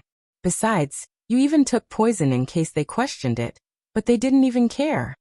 To ensure the deception was flawless, Ren Xia had willingly consumed real poison, one that required an antidote every hour to keep her alive. It was a drastic measure, but it only proved how resolute she was in her decision to sever ties with her family. Relax, I'm just joking. That said, I have never been hit like that before, so it was a first for me. You better take responsibility, Ren Xia said. Tianyang sighed. Keep the jokes for after we've recused Kulas. The plan is still in progress, so let's not jinx it by celebrating too early. Shortly after, they stepped into the Endless Highlands, where an ocean of towering mountains extended endlessly toward the horizon. Due to the high frequency of explorers, the mountains within the Endless Highlands had been systematically marked and numbered. The first 10,000 mountains each had individual markers, ensuring easier navigation. However, beyond that point, only every 100th mountain was marked. Upon reaching the 25,000th mountain, markers appeared only every 1,000 mountains, making navigation increasingly difficult. Beyond the 69,000th mountain, no markers existed at all, forcing Tianyang to personally count each mountain they passed. After a few more hours, Tianyang finally reached 103,000. At least somewhere around that number. Do you think the 9 immortal clans marked the Immortal Confinement Dungeon? Tianyang asked. Most likely, but it won't be anything obvious. After flying around for a bit, Tianyang suddenly sensed a lone presence nearby. When he examined the presence with divine sense, he found an individual seated outside a cave entrance, appearing to be cultivating. While it was common to see cultivators meditating alone in quiet places like the Endless Highlands, Tianyang didn't believe this was a mere coincidence. 5th-level divine ancestor, huh? He must be the guard of the prison, Tianyang said. Ren Xia confirmed. I recognize him. He's someone from the Immortal Might clan.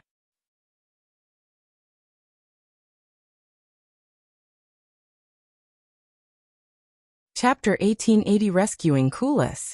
Chapter 1880 Rescuing Kulas. Someone from the Immortal Might clan, huh? Isn't that Kulas' family? Tianyang remarked, his eyes narrowing. Then with a smirk he added, you think hell just let us in without a fight if we ask nicely? His tone hovered between sarcasm and genuine curiosity. Ren Xia shook her head. I doubt it. Kulas may have been the young master of the Immortal Might clan, but that was over 50 years ago. He was exiled, disowned. Even when he held that title, he didn't have many allies within the clan. I doubt anyone would be willing to risk their life for him. You think I should just kill the guard then? I'm worried his death might alert the 9 immortal clans, Tianyang said.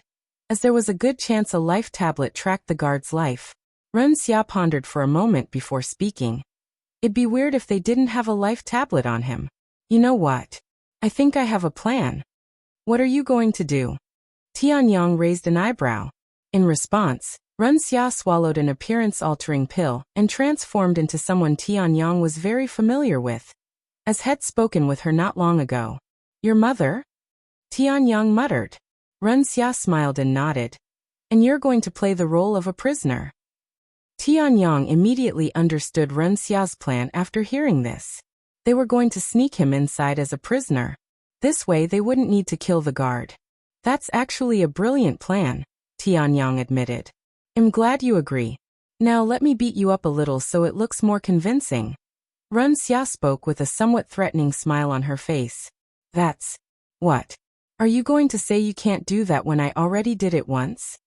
Ren Xia frowned, referring to her roughed-up appearance. I didn't even say anything. Tianyang sighed. All right, come at me. Hearing this, Ren Xia cracked her knuckles before giving Tianyang a few good punches in the face. Is this all you got?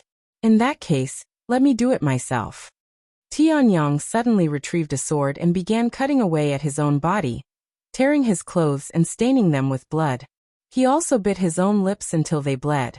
Did you have to go that far? Ren Xia stared at him with wide eyes. You want it to look as convincing as possible, right? Ren Xia could only nod. Then, Ren Xia retrieved a pair of handcuffs. You even have handcuffs? I doubt you had prepared that in advance for this, so why do you have them? Tianyang had to ask. Oh, these. I am part of the Celestial Sword Sect's disciplinary squad, so I always have them on me in case I need to arrest someone. What? Did you think I have some kind of fetish? Tianyang remained silent. Anyway, these cuffs will block off all spiritual energy and restrict your cultivation, so you'll become immortal the moment you wear them. I'm letting you know in advance so you don't think I'm trying to trick you or anything. Tianyang stared at the handcuffs for a moment before sighing. Well, if this turns out to be a trap, I can't even be mad. You're just that convincing. With that, Tianyang wore the cuffs and immediately felt his strength disappearing. Then Ren Xia dragged him to the Immortal Confinement dungeon's entrance. When the guard sensed Tianyang and Ren Xia's presence, he opened his eyes and glared at them with an unwelcoming gaze. However, when he saw Ren Xia's appearance, his eyes widened with surprise, and he quickly stood up. Madam Ren, what brought you here today? I didn't get any message that you were coming, said the guard after bowing to her. That's because I came here as soon as I arrested this man, Ren Xia said. But for Madam Ren to personally bring him here, who is he? He's Tianyang, the one who's been going after the 9 immortal clans. Sorry, but I don't know who that is. I haven't left my post for over 70 years now, said the guard. This crazy bastard killed over 100 members of the 9 immortal clans. Ren Xia shook her head. What? That's ridiculous. That's why I rushed here as soon as we arrested him. The others will arrive to interrogate him later. They're still trying to clean up the mess he created. The guard nodded and proceeded to unlock the formation protecting the Immortal Confinement dungeon. When Tianyang saw this, he was glad they didn't kill the guard, as he wouldn't have been able to open the formation with his current abilities. When Ren Xia brought Tianyang inside, the guard didn't follow them and remained outside. Meanwhile, Tianyang and Ren Xia were transported to a dark and grim place. So the Immortal Confinement dungeon exists in its own world, huh? Tianyang thought to himself as he looked around. Matriarch Ren? I didn't know you were visiting today. Another guard approached them shortly after they entered. This was a last-minute decision, she said. I see. Which floor do you want to visit? The floor with that bastard Kulas. What? The lowest floor? The guard turned to look at Tianyang with a surprised face. Only the worst offenders were placed on the lowest floor. If you're curious, you can ask around. He's quite famous. Anyway, I don't have much time. Let's move it.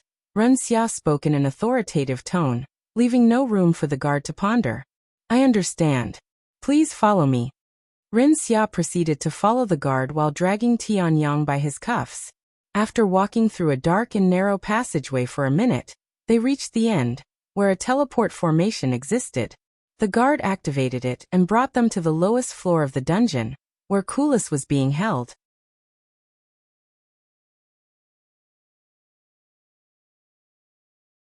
Chapter 1881 Rescuing Kulas 2. Chapter 1881 Rescuing Kulas 2. The Immortal Confinement Dungeon lived up to its name. Its interior was as oppressive as the worst prisons, dark and suffocating, with damp stone walls that trapped the stench of decay. The air was thick with the foul mix of sweat, blood, and something more sinister, a scent that spoke of countless souls who had suffered within its depths. The lowest floor was even worse. Though it held the fewest prisoners, the air was thick with the overwhelming stench of blood and rotting flesh, so pungent that it nearly made Ren Xia gag. The walls seemed to breathe with the agony of those who had long perished here, and every step forward felt like wading deeper into a place forsaken by time and mercy.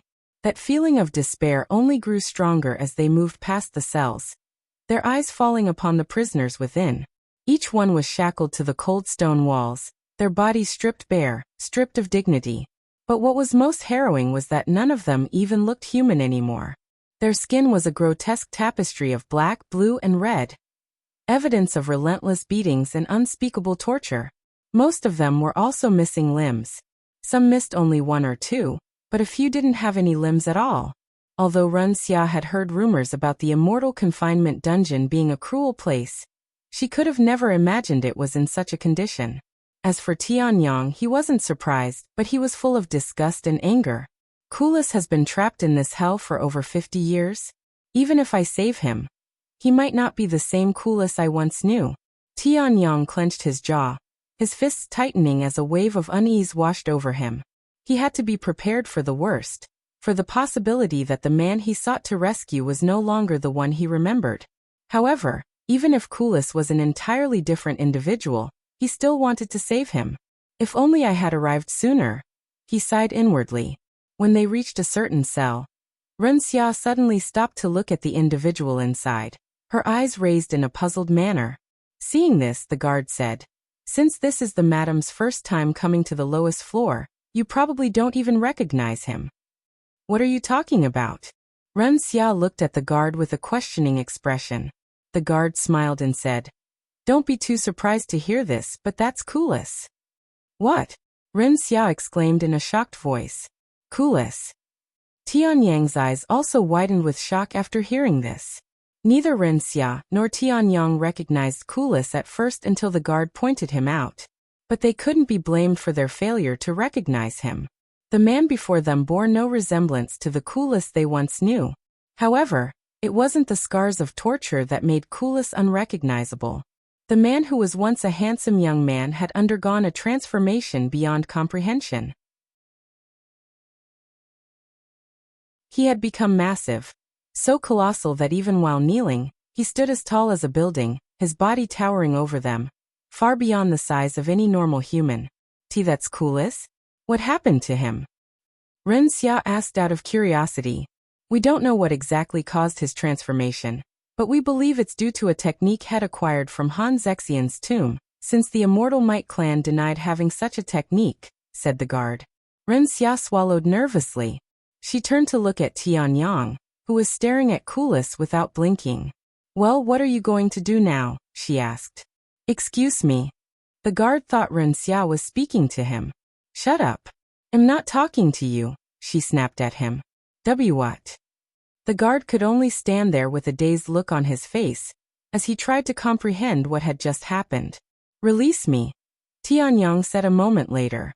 Ren Xia nodded and removed his handcuffs. What are you doing, Madam Ren?"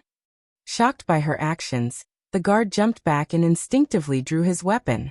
After being released from his handcuffs, Tianyang retrieved a recovery pill and consumed it, healing all of the injuries on his body. He then shifted his gaze to the now alert guard, his eyes sharp and overwhelming. In a cold, threatening tone he commanded, "Open Kulas' cell." "Who are you? Do you have any idea what you're doing?" The guard roared as he released his cultivation at the Divine Master realm. In response, Tianyang exuded his Immortal Ascension cultivation, forcing the guard onto his knees with just presence alone. "I will not ask you again," Tianyang said, his voice ice-cold as he unsheathed his sword. "If you do not release him, I will kill you and open the cell myself."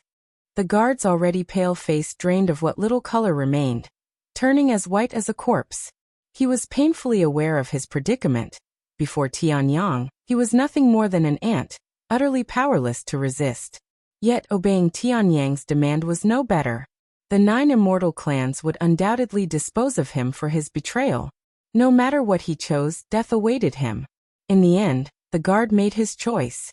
If death was inevitable, he would rather take his chances with the 9 immortal clans than face certain execution at this very moment. With trembling hands, he stepped forward and, without another word, unlocked Kulas' cell. Tianyang removed his disguise and approached Kulas, who had his head down and appeared to be asleep. Ahem. Tianyang quickly cleared his throat, steadying himself before speaking in a calm voice. "Brother Kulas, it's me Tianyang. I'm here to rescue you." His words hung in the air, met with nothing but silence. Let alone speak a word. Kulas didn't even bother to lift his head to look at Tianyang, almost as if he wasn't conscious. However, Tianyang was certain that Kulas was awake and decided to try again. If you find any errors, ads pop up, ads redirect, broken links, non-standard content, etc.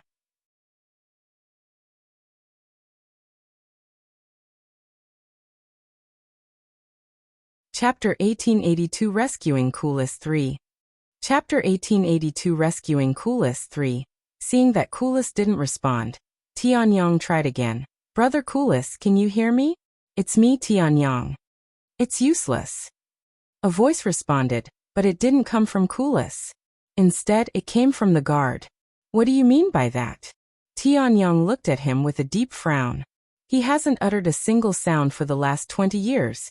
Not even a grunt when he's being interrogated," the guard explained. When the guard mentioned being interrogated, he was obviously talking about torture. However, when Tianyang looked at Kulas' body, there was not a single scar on it. In fact, it was perfectly healthy and incredibly robust, almost as if had trained it vigorously for many years. Tianyang took a deep breath and continued.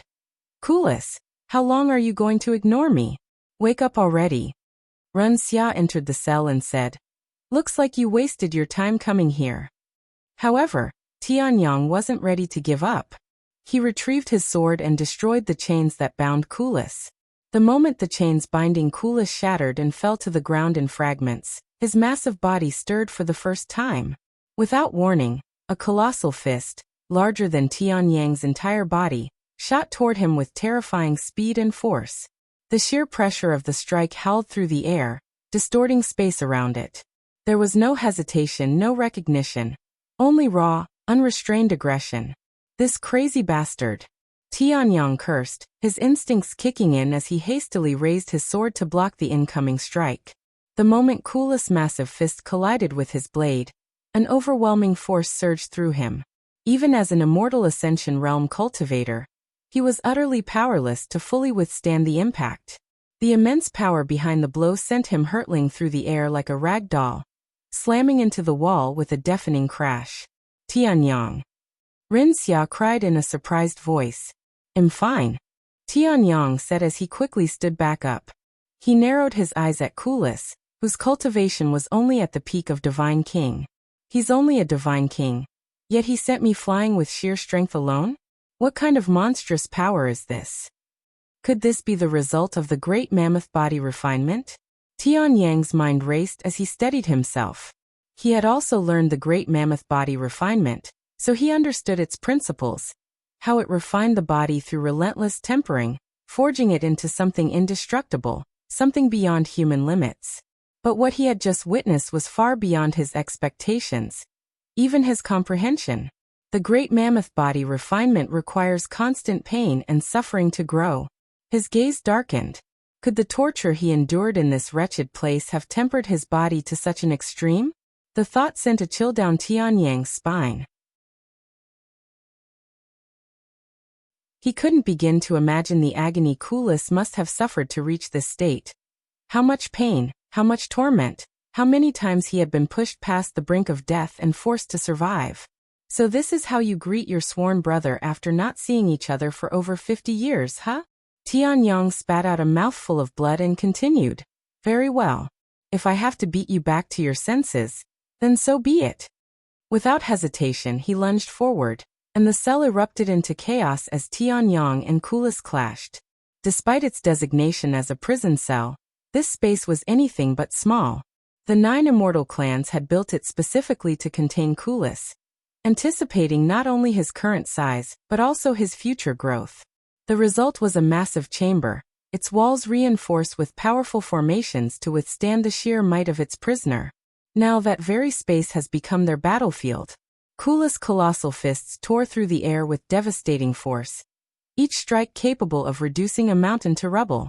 Tianyang weaved through the attacks, his blade flashing like lightning as he retaliated with precision and speed. The air trembled with each impact, shockwaves rippling through the dungeon as the battle escalated. Yet, despite his overwhelming strength, Kulas fought with a terrifying emptiness, his eyes void of recognition, his attacks fueled by nothing but raw instinct. Ren Xia quickly left the cell and shouted at Tianyang. I can't believe you're actually fighting him in this situation. Did you really come here to save him? Do you have any other way to wake him up? If so, I'd love to hear it. Tianyang shouted back, frustration laced in his voice. No matter how many times he slashed at Kulas, his sword barely left more than shallow cuts, wounds that healed almost instantly, as if mocking his efforts. The great mammoth body refinement had turned Kulas into an indomitable force, his body regenerating faster than Tianyang could damage it. If you, his sworn brother, cannot wake him up, what can I do? He hates my guts. Ren Xia shook her head. Looks like I have no choice but to defeat him. Tianyang sighed as he activated Limitless Sword Domain. Kulas' body suddenly trembled. That technique. For the first time Kulas spoke words. What? Tianyang's body instantly froze. How did you get that technique? Tell me, you damned bastard. Kulas roared, his voice shaking the very walls of the dungeon. A terrifying killing intent erupted from his massive form, flooding the space like a crushing tide. His eyes, once void of recognition, now burned with unrestrained fury. His rage was no longer mindless. There was something personal behind it. Did you already forget? I learned it inside Han Zexian's tomb. Tianyang responded. However, Kulas' killing intent only intensified. What did you do to my brother, you bastards? I swear I will tear everyone from the 9 immortal clans apart, if you had harmed him in any way. Tianyang raised his eyebrows in a confused manner after hearing Kulas' words. What the heck? Does he think I am someone from the 9 immortal clans pretending to be me? He wondered.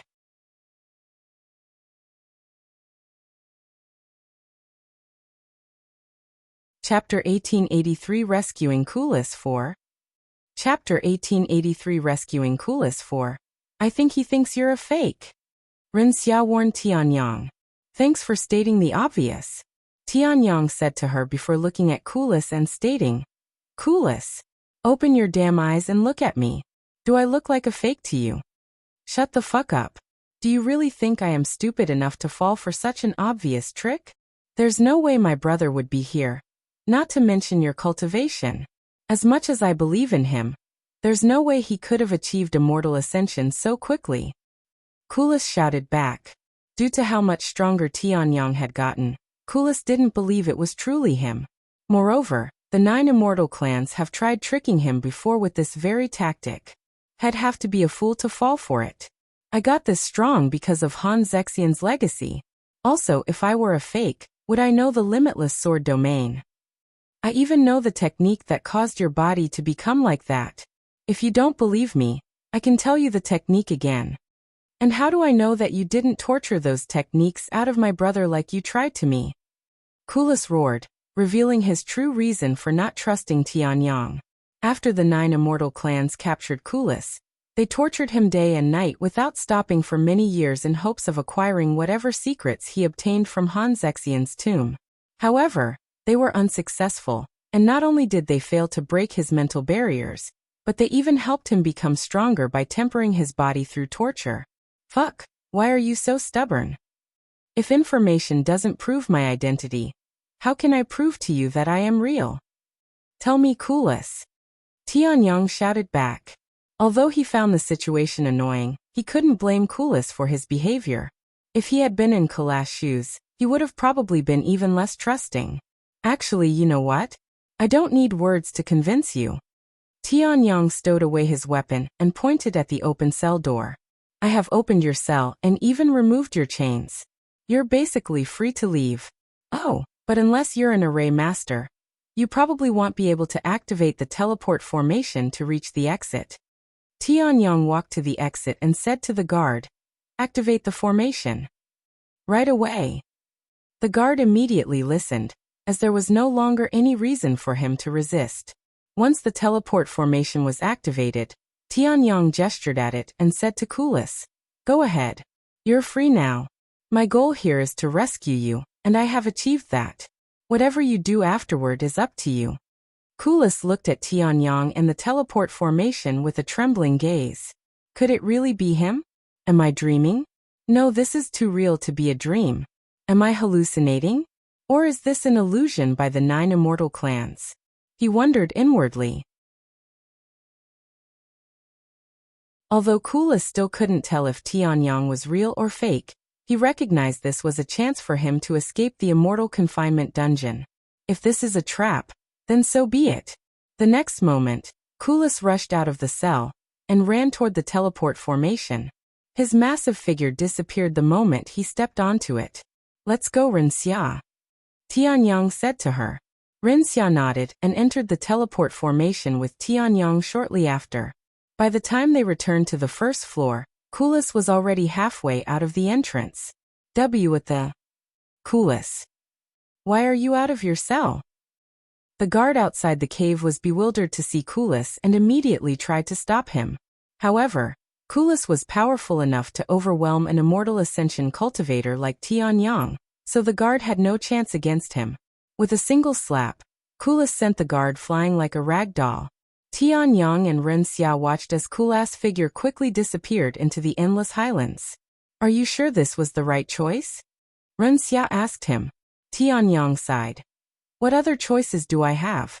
He won't listen to me, and I have no idea how to prove my identity. Honestly, it doesn't matter if he believes in me or not. At the end of the day, I have achieved my goal and rescued Kulas. But to let him go like this, what if he's captured again by the 9 immortal clans?" Ren Xia looked at him with raised eyebrows. After a moment of silence, a slight smile appeared on Tianyang's face as he responded, "I believe in Kulas, but if he does end up back in the immortal confinement dungeon, I'll just save him again. I'll save him as many times as I need to. After all, this is what it means to be sworn brothers." Although Ren Xia didn't understand Tianyang's feelings, or what it meant to be sworn brothers, she couldn't help but be envious of his relationship with Kulas. "What now?" Ren Xia then asked. "I'll continue my journey." "And what kind of journey is that?" Tianyang turned to look at her with a serious expression. "To erase the 9 immortal clans from existence." Ren Xia swallowed nervously. "What? Do you regret helping me? It's not too late to change your mind, you know? If I kill the 2 guards, nobody will know of your betrayal, and you can return to your family." Ren Xia sneered. "The word regret is not in my dictionary, and I'd rather die than return to my family. If you're serious about destroying the 9 immortal clans, I'll assist you. As a matter of fact, we can start with the Immortal Sword clan since I have the most information on them, whether it be their strengths or weaknesses." Ren Xia's words sent chills down Tianyang's entire body. Her ruthless nature was beyond his expectations. However, as much as he appreciated her help, if she was willing to betray her own family, Tianyang worried she might one day betray him. No, let's not make any assumptions. I don't even know her reason for betraying her family. Let's just trust her for now. Tianyang turned to look at where Kulas had disappeared and muttered, "Until next time, brother."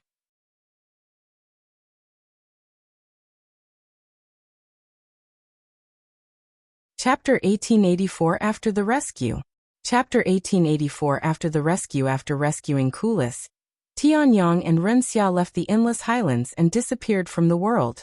Soon, news of the events at the Immortal Confinement dungeon reached the ears of the 9 Immortal clans, quickly plunging them into a state of panic. After all, not only did Kulas escape, but the Immortal Confinement dungeon's location was also leaked to their enemy. Although the 9 Immortal clans wanted to investigate the situation further, they had to prioritize changing the Immortal Confinement dungeon's location. Once the Immortal Confinement dungeon had been swiftly relocated to a new undisclosed location, the 9 Immortal clans wasted no time launching a full-scale investigation into the incident. Every detail surrounding the incident was scrutinized, and every potential lead was pursued.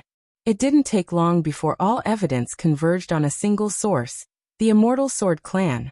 When questioned, the Immortal Sword Clan denied having any involvement at first, but when they learned of Ren Xia's actions and realized she had betrayed her own family, the Immortal Sword Clan had no choice but to tell the truth. They revealed that Tianyang had kidnapped Ren Xia and demanded the Immortal Confinement dungeon's location in exchange for her life. I swear we didn't know she was working with that bastard. That bitch had deceived her own family. Patriarch Ren trembled with rage, his fists clenched so tightly that his knuckles turned white. Ren Xia, his own flesh and blood, had betrayed them. At first, the Immortal Sword Clan had assumed the worst, that Tianyang had killed her when she failed to return after the incident at the Immortal Confinement dungeon. But alas, the truth was far worse than they thought. That unfilial wretch acted on her own. I am willing to swear on my soul. Matriarch Ren added. In the end, the Immortal Sword Clan faced no consequences for Ren Xia's actions. However, Ren Xia herself was declared a traitor, exiled from the family, and branded a criminal alongside Tianyang. As for Kulas, the 9 Immortal clans scoured the divine heavens in search of him. Given his colossal size, they assumed tracking him down would be effortless. Yet, to their astonishment, not a single trace of him could be found even after months of relentless pursuit. It was as if he had vanished from the world. Tianyang and Ren Xia would continue targeting the 9 Immortal clans, slaughtering their members one by one, forcing the 9 Immortal clans to place a bounty on their heads, and spreading their names throughout the divine heavens. Eventually, their bounty reached the Immortal Monastery. Sister Sun. Big news. I have urgent news for you. Elder Jing burst into the room, her breath uneven, eyes alight with urgency. Elder Sun turned, her gaze calm. What is it? That disciple you've never stopped thinking about. He's alive. Tianyang is alive. Elder Jing exclaimed, her voice trembling with emotion. Elder Sun's breath caught in her throat, her eyes widening in sheer disbelief. What? Is that true? Did he return to the sect? Where is he? In that instant, the years of sorrow that had weighed upon her lifted as if they had never existed, vanishing so swiftly that the transformation was almost tangible. However, Elder Sun's excitement quickly vanished after seeing Elder Jing's hesitant expression. Hurry up and spill it, Elder Sun urged. About that. Although Tianyang is alive, he hasn't returned to the sect. In fact, it might be better if he never returns. Why would you say something like that? Elder Sun raised her voice in anger. Because there's a bounty on his head, placed by none other than the 9 Immortal clans. Elder Jing revealed with a serious expression. Elder Sun's breath hitched, her mind racing. What? Why would they? Do you remember me telling you about that madman slaughtering their members? Elder Jing continued. That madman was Tianyang all along. Silence fell between them. Elder Sun stood frozen, her mind struggling to grasp the weight of those words. Tianyang? But why would he go after the 9 Immortal clans? Elder Sun mumbled as she began pondering. But her thoughts were quickly interrupted by Elder Jing. Who cares about that? We have a bigger issue at hand. If they learn that Tianyang is a disciple of our sect, they might come after the Immortal Monastery. Until the moment Tianyang rescued Kulas, the 9 Immortal clans had only known him as Xiaoyang. However, in the chaos of Kulas' rescue, Tianyang revealed his true name, which was heard by the guard there. Naturally, when the guard reported everything he had witnessed during the incident, he did not fail to mention the name he had overheard, Tianyang. However, even with this crucial piece of information, it didn't mean the 9 immortal clans would immediately know everything about him, as his name wasn't unique to him, with many other people bearing the same name in the divine heavens. The 9 immortal clans wouldn't come after the immortal monastery just because of a single disciple. Elder Sun shook her head. Even if they try to blame us, we can just claim he went rogue and hasn't been part of the sect for a long time, which is true. If you say it like that, I guess. But what about you? What are you going to do now? Elder Jing then asked. And what do you expect me to do in this situation? Beg the 9 immortal clans to spare Tianyang, a man who no longer has any connection to me? Elder Sun scoffed, her voice cold and indifferent. Humph, don't be ridiculous. Yet, Elder Jing wasn't convinced by her act, as her earlier reaction spoke louder than any words Elder Sun could utter. You can leave now. I'm going to cultivate, Elder Sun said a moment later. Okay. Knowing Elder Sun needed time to digest the news, Elder Jing didn't linger, and left shortly after. Tianyang. Elder Sun mumbled, her voice barely audible as she gazed out the window, her eyes distant and unfocused. The light from outside cast soft shadows across her beautiful face, yet her expression remained unreadable.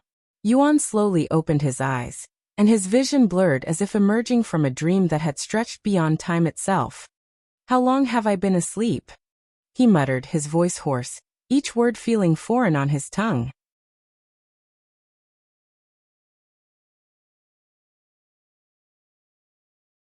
Chapter 1885 Leaving the Confinement Chambers. Chapter 1885 Leaving the Confinement Chambers. After absorbing the heaven refining crystal, Yuan collapsed from sheer exhaustion, sinking into a deep sleep. He had no way of knowing how much time had passed. Weeks, maybe even months had passed. When he finally woke up, he took a moment to assess himself. His body didn't feel any stronger on the surface, but deep within, there was a distinct shift. Something new and unfathomable had appeared.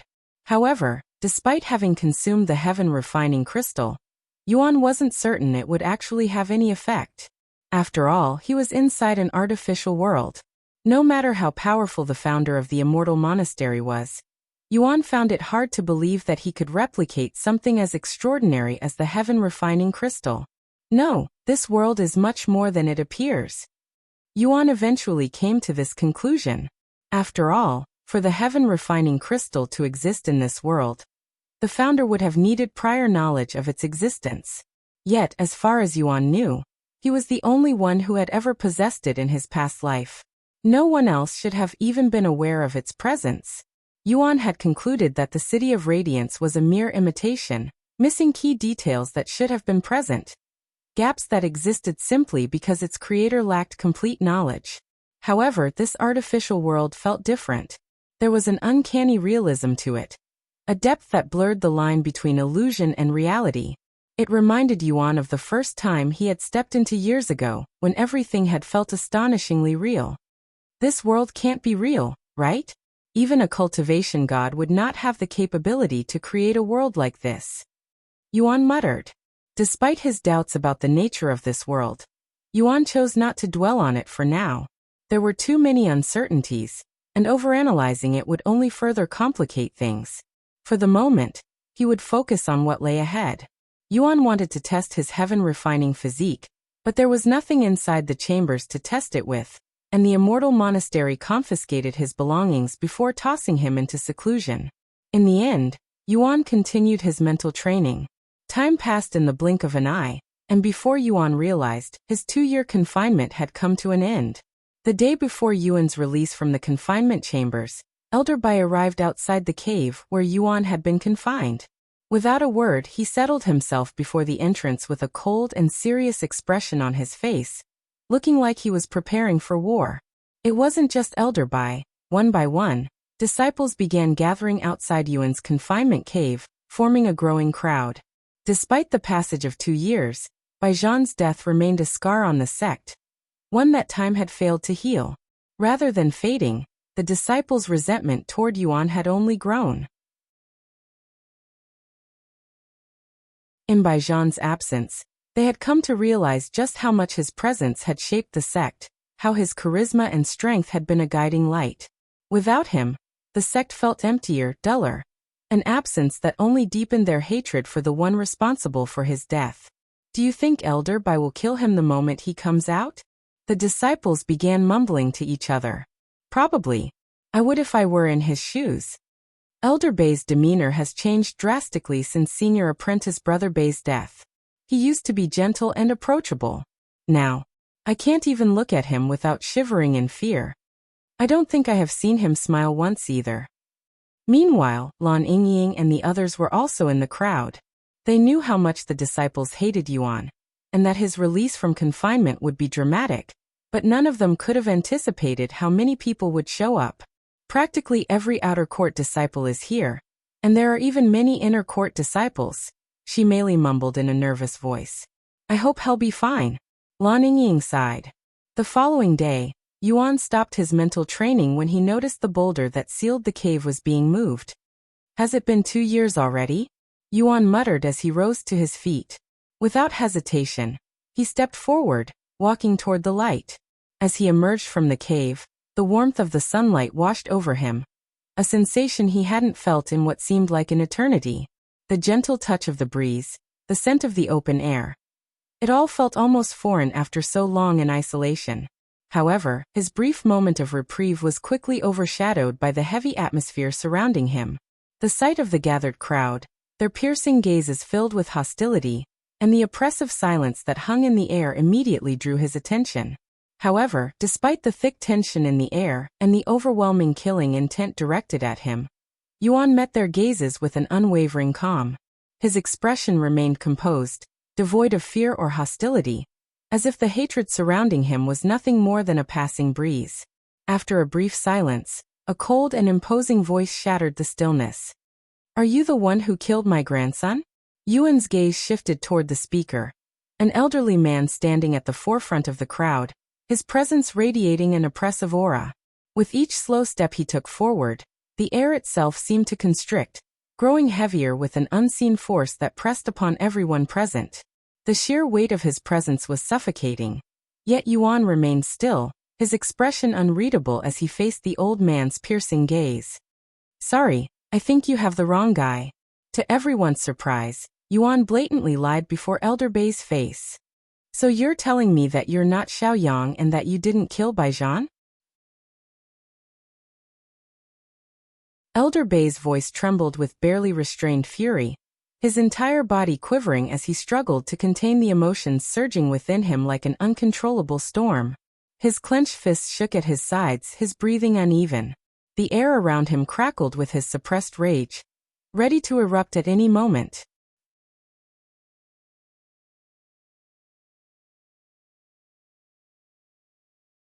Chapter 1886 Condolences. Chapter 1886 Condolences. Oh, I am Xiaoyang. You should have clarified, Yuan said after being pressed by Elder Bai. I also didn't know you were that disciple's grandfather. You have my condolences. Your condolences? How dare you? Elder Bai's furious roar thundered through the mountains, shaking the ground beneath them. The sheer force of his voice sent ripples through the air, as if the world itself trembled beneath the weight of his rage. You were the one who killed him, he bellowed, his aura surging like a raging storm. Take your condolences back immediately before I lose control of my hands. His killing intent exploded outward, suffocating and oppressive, causing the weaker disciples in the crowd to instinctively step back. His eyes, filled with unrelenting hatred, locked onto Yuan. However, Yuan calmly shook his head and responded, There's been a misunderstanding. Although I am offering my condolences, it's not for Zhan's death. What? Elder Bai was so taken aback by Yuan's response that it momentarily dumbfounded him. What kind of response is that? Even the disciples behind him all wore bewildered looks on their faces. I am offering my condolences to something else, Elder Bai. Yuan continued, his voice calm and clear, each word striking like a thunderclap in the suffocating silence. The crowd stiffened, stunned by his audacity, but before they could fully process his words, he delivered another blow. Despite being an honorable and genuine person, you were unfortunate enough to have such a despicable grandson. Most of you aren't aware of it because of how well he hid it, But Bai Zhan is a sick individual who has harmed a lot of people behind the curtains. Gasps rippled through the gathered disciples. Shock, outrage, and disbelief painted their faces as they stared at Yuan, unable to believe what they had just heard. Even Elder Bai, whose fury had already reached its peak, faltered for a brief moment, his eyes widening in stunned silence before a new wave of rage surged forth. "Why, you son of a bitch?" Elder Bai's voice trembled with rage, his body shaking uncontrollably. "Is killing my grandson not enough for you? Not only did you take his life, but now you dare to slander his name even after death. Do you even have a heart?"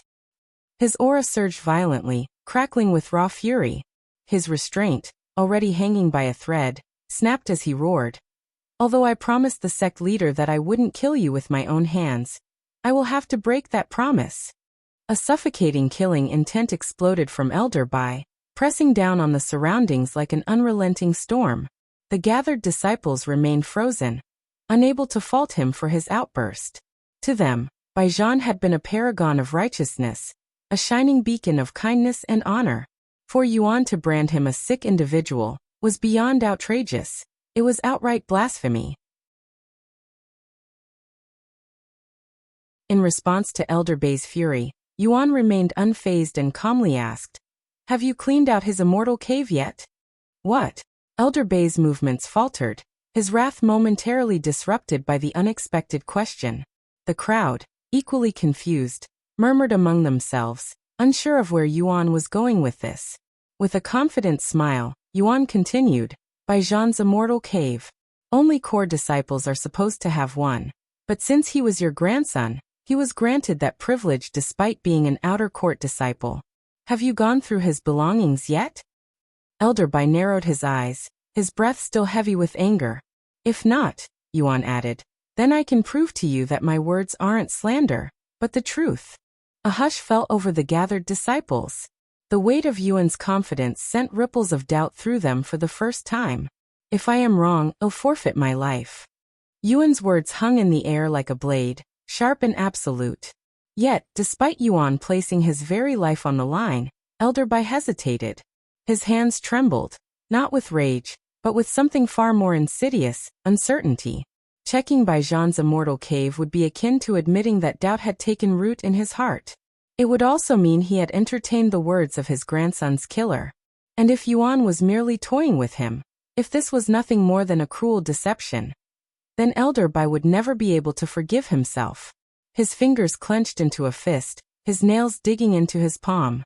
The weight of the moment pressed down on him like an iron chain. The gathered disciples held their breath, sensing his inner turmoil. "What's the matter, Elder Bai?" Yuan's voice was calm yet laced with something almost mocking. "Are you thinking about killing me before you even confirm the truth for yourself? In that case, I have misjudged your character and nature. That was my mistake. You can kill me now."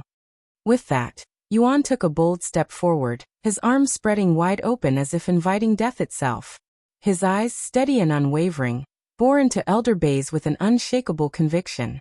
"Why you?" Elder Bai's entire body trembled, his breath ragged. He had lived for decades, experienced countless trials, and met all kinds of people. Yet he had never encountered someone like Yuan. A man who faced death without fear. A man who, despite being surrounded by enemies, stood as if he alone controlled the outcome. For the first time, true hesitation gripped Elder Bai's heart. If Yuan were lying, why was he so willing to risk his life? Why did he not beg, cower, or even show the slightest flicker of doubt? Eventually, Elder Bai took a deep breath, steadying himself before speaking. "As atonement for being willing to break my promise to the sect leader, I will entertain you this time." His voice, though still laced with anger, carried a weight of restraint. It was not a concession nor an admission of doubt, but a momentary allowance, a way to justify the crack in his absolute certainty. "However, if it turns out to be slander, I will make you suffer a fate worse than death. I swear my soul on it." Elder Bai swore as he glared at Yuan.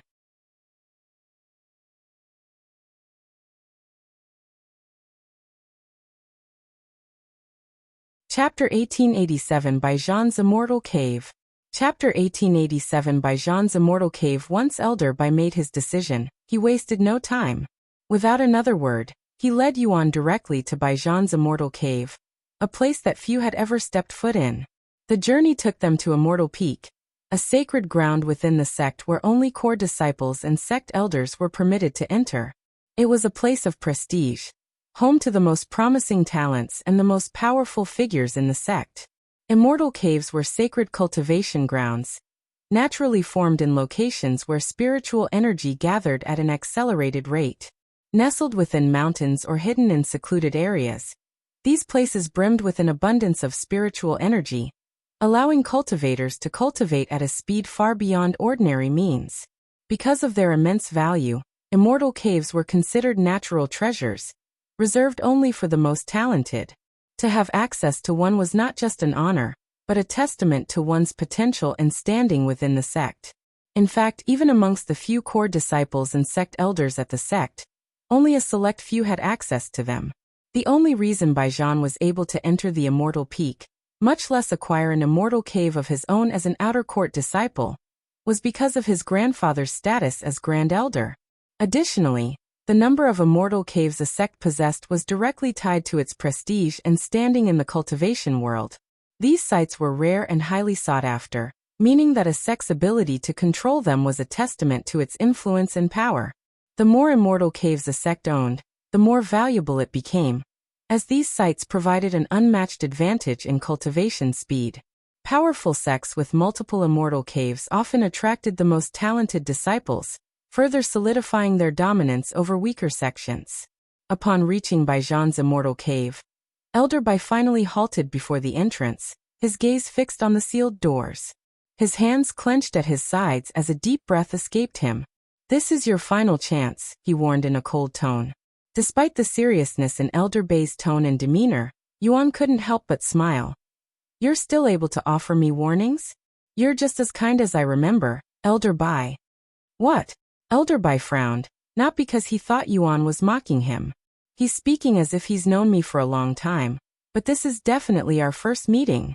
In the end, Elder Bai decided to ignore Yuan's remark and opened Bai Zhan's Immortal Cave. Although the exterior of the Immortal Cave bore a resemblance to the confinement chambers, its interior was a world apart. Stepping inside, one was immediately met with a sense of vastness. The space was far larger than one would expect from the outside. Unlike the cold, barren, and almost suffocating atmosphere of the confinement chambers, the Immortal Cave was a place of luxury and vitality. Elegant furnishings filled the space, from finely crafted wooden tables and silk-draped seating to intricate jade ornaments that shimmered under the soft glow of spiritual lamps. The very air itself felt alive, so rich in spiritual energy that a thin mist naturally formed, drifting lazily across the floor like an ethereal veil. Every breath taken inside carried a surge of renewed energy, making it clear why these caves were reserved for only the most privileged cultivators. The stark contrast between the two locations was undeniable. The confinement chamber was a place meant to break the spirit, to suppress and isolate, while the Immortal Cave was designed to nurture one's potential, offering an environment that could elevate a cultivator's strength at an unparalleled rate. The moment Elder Bai stepped into the Immortal Cave, his breath hitched.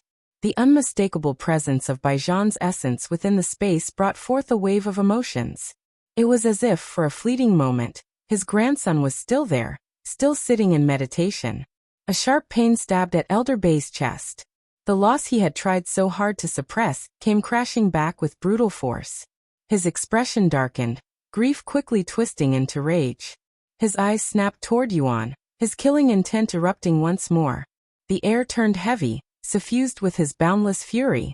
He growled, his voice low and venomous, his entire being trembling with restraint. To Elder Bai, this place was a painful reminder of what had been stolen from him. The grandson who had once cultivated here, who had once carried his pride and expectations. And standing before him, utterly unfazed, was the very person responsible for his loss. The urge to strike Yuan down where he stood clawed at his mind, yet something held him back. Yuan calmly spoke a moment later. "I won't take a step from here just in case you think I will try to do something." He pointed at a certain object resting on a shelf and continued. All of the evidence is inside that box. Elder Bai's sharp gaze locked onto the wooden box that Yuan was pointing at. At a glance, it seemed ordinary, unassuming, just a simple container resting among Bai Zhan's belongings. However, Elder Bai could tell the box was heavily protected by several layered arrays.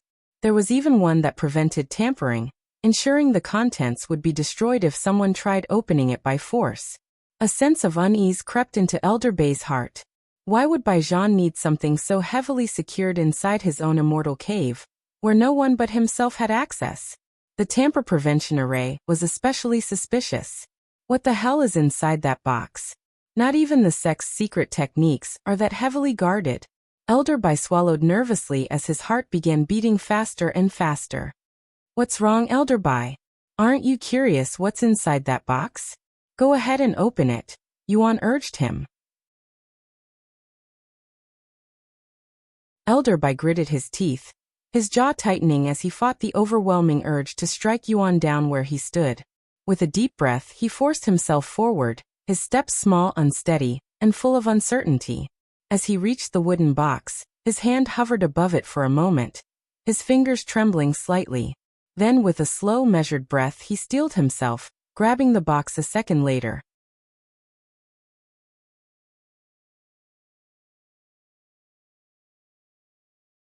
Chapter 1888 Exposing Bai Zhan's Crimes. Chapter 1888 Exposing Bai Zhan's Crimes. Once the wooden box was in his grasp, Elder Bai swallowed nervously, his fingers tightening around the edges as he stared at it in silence.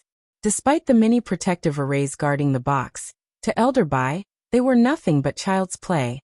A minor inconvenience at best. After a moment of silence, he deactivated all of the arrays and opened the wooden box, revealing another object inside. A spatial ring, he muttered with raised eyebrows. He turned to look at Yuan and asked, "What is this? How is this evidence?" "With all due respect, why don't you take a look inside that spatial ring first?" Yuan calmly responded. "Humph." Elder Bai gave a cold snort before looking inside the spatial ring with his divine sense. The moment his consciousness touched the contents inside, his expression froze. This is. His eyes widened in shock, and in the span of a breath, that shock twisted into horror. His face drained of color, his fingers trembling slightly as he pulled his divine sense away, as if he had been burned. Seeing Elder Bai's reaction, Yuan narrowed his eyes and spoke. "I can assume that I've proven myself, right? This doesn't prove anything. How do I know that this was truly done by my grandson? For all I know, you could have planted this evidence here." Yuan sneered. "This is my first time entering this place, so how could I have planted the evidence?" "Then how did you know about this evidence?" Elder Bai roared. If Yuan had never been to Bai Zhan's immortal cave, how did he know about the wooden box and Bai Zhan's spatial ring? This didn't make any sense to Elder Bai. Yuan shrugged. "You wouldn't believe me even if I told you. Try me." After a moment of silence, Yuan spoke with a smile. "I came from the future." "Why you what?" Elder Bai's eyes widened with disbelief at Yuan's outrageous and delusional claim.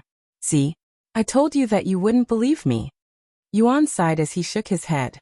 "Anyway, I have already given you the proof that Bai Zhan was never a good guy. If you still don't believe me, there's nothing I can do but accept my death." Elder Bai gritted his teeth in silence. Eventually he said, "I will spare you, at least until I finish my investigation, so don't think for a second that you're free yet."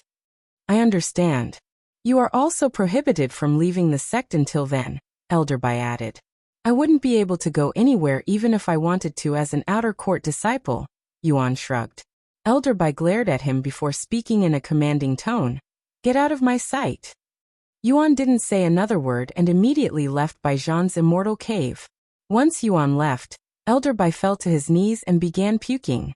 "Bai Zhan, please tell me this isn't true, that you didn't do these horrific acts," he muttered with a desperate look on his face. Sometime later, Elder Bai sealed Bai Zhan's immortal cave and returned to his own living quarters.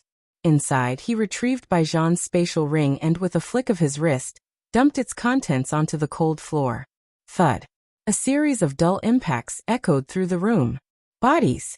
Several human bodies lay sprawled across the floor, eerily motionless. At a glance, they appeared healthy, as though they were simply sleeping. However, spatial rings are not capable of containing living beings, so these people were already dead. Elder Bai stood rigid, staring at the lifeless figures before him, his mind a storm of emotions. These weren't just random people. They were all wearing the Immortal Monastery's outer court uniform, and Elder Bai even recognized some of their faces, but not because they were prominent disciples. They are all female disciples who went missing many years ago. Elder Bai trembled as he muttered this to himself. The fact these missing disciples' corpses were found inside Bai Zhan's immortal cave could only mean that he was involved in their disappearance and death. After mentally preparing himself, Elder Bai began examining these corpses' condition. It didn't take long for him to find evidence that linked them to Bai Zhan. To his horror, these corpses had been defiled. Not only had they been defiled, but Elder Bai could find Bai Zhan's bodily substance still inside their body. Since these corpses had been stored inside a spatial ring, which perfectly preserved everything, this meant Bai Zhan's substance was still fresh, as if it had only recently been produced. As for the identity of the substance's producer, Elder Bai didn't even need it to be examined to know it belonged to Bai Zhan because it contained Bai Zhan's unique spiritual energy. When Elder Bai reached this point, he could no longer continue being in denial, and had to admit that Bai Zhan was responsible. After all, unless Yuan had somehow acquired Bai Zhan's bodily substance and planted it inside these corpses, there was zero chance Yuan could have framed Bai Zhan. After examining the corpses, Elder Bai turned his attention to the pile of clothes that came out with the bodies. They were all clothes meant for females, and Elder Bai could only think of one reason why Bai Zhan would have them. He was most likely dressing the corpses up and treating them as if they were dolls. After putting the pieces together, Elder Bai stood in utter silence. His gaze remained fixed on the corpses strewn across the cold floor, his mind whirling as the truth settled in. A truth he had never imagined, never wanted to believe. The realization felt like a blade twisting in his chest. His beloved grandson Bai Zhan had not been the righteous, honorable cultivator he had so fiercely believed in all these years. He had been hiding something monstrous, something that no excuse could justify. The pain of betrayal burned hotter than anything he had ever known. Then without warning, boom. Elder Bai's rage erupted like a violent storm, his spiritual energy surging uncontrollably.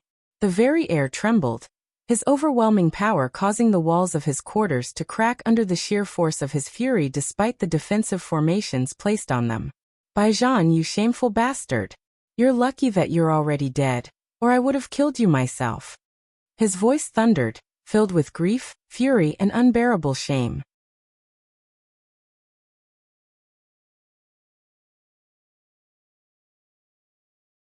Chapter 1889 Exposing Bai Zhan's Crimes 2. Chapter 1889 Exposing Bai Zhan's Crimes 2. Although Elder Bai was already certain that Bai Zhan was behind the disappearance and deaths of these disciples, he needed more evidence and information before exposing his grandson's crimes to the world. Accusing his own blood was not a decision to be taken lightly, but Elder Bai was a man of unwavering principles. He would not protect evil, even if it came from his own family. This was why Yuan remained calm despite his situation. He knew Elder Bai's sense of justice would not allow personal ties to cloud his judgment. After carefully placing the corpses back into Bai Zhan's spatial ring, Elder Bai began investigating everyone who had once been close to him. The deeper their ties to Bai Zhan, the greater the pressure he placed on them. Thus, over the next several days, Elder Bai would summon disciple after disciple for questioning. Meanwhile, Yuan returned to his living quarters. Why Yuan? Shi Meili and the others immediately rushed to his side after seeing him return. It's been 2 years. How have you all been? Yuan greeted them with a calm smile, acting as if nothing had happened. We should be asking you that. Are you okay? What's the situation like now? Shi Meili said. I should be fine. I don't think that Elder will come after me anymore. What makes you so confident? I know that Elder very well. He's one of the most righteous individuals in this sect. Ren then spoke. Young master, I must ask, why did you kill that disciple? You even ended up losing 2 years of progress because of him. I killed him because he was a despicable person. As for his crimes, they should be revealed soon. What are you going to do now? Lan Yingying then asked. I'll continue what I was doing before. How's everyone's progress in the last 2 years? Yuan then asked. She merely scratched her head in a somewhat embarrassed manner and said, honestly, not much. Although our progress as spirit apprentices was quite fast, it's much harder to progress as spirit warrior. In 2 years, we've only managed to increase our cultivation by 6 to 7 levels, so we're just catching up to you. I'm the only one who's managed to surpass you, young master. Zhan said, revealing his cultivation to be at the 5th level of spirit master. I'm only lacking a few more contribution points to take the inner court examination. Meanwhile, Lan Yingying had reached the 7th level of spirit warrior, with Shi Meili at the 5th level of spirit warrior. Sister Songyan is also at the peak of spirit warrior like you, Shi Meili added. I see. What about Yingzi? Yuan asked with a hint of nervousness in his voice. Oh right. You don't have to worry about Yingzi. She made it to the Immortal Monastery, Lan Yingying said. However, she only arrived last month. Last month? Where is she right now? She's training at the hunting grounds. Also, you won't believe why it took her this long to come here, Shi Meili answered. Why? Yuan curiously raised his eyebrows. I think it'd be best if you heard it directly from her, Shi Meili chuckled. Is that so? I'll ask her later then. Sometime later, Yuan had to visit the disciplinary hall to retrieve the spatial rings that were confiscated from him right before he entered confinement. Yuan anticipated that some of his stuff would be stolen, but to his surprise, none of his items were touched. In the past, his belongings would always mysteriously disappear after coming out of confinement. Of course, they were all stolen by the sect elders, and there was nothing he, a mere disciple, could do about it. Even if they wanted to steal my things, I don't have much for them to steal, he thought to himself. Besides the spirit stones he got as an allowance, Yuan had sold all of his monster cores and materials for points before the tournament. After regaining his spatial rings, Yuan made his way to the hunting grounds, where he remained for 2 weeks straight. During Yuan's time in the hunting grounds, Elder Bai presented all the evidence he had gathered about Zhan to the sect leader, before making it known to the rest of the sect.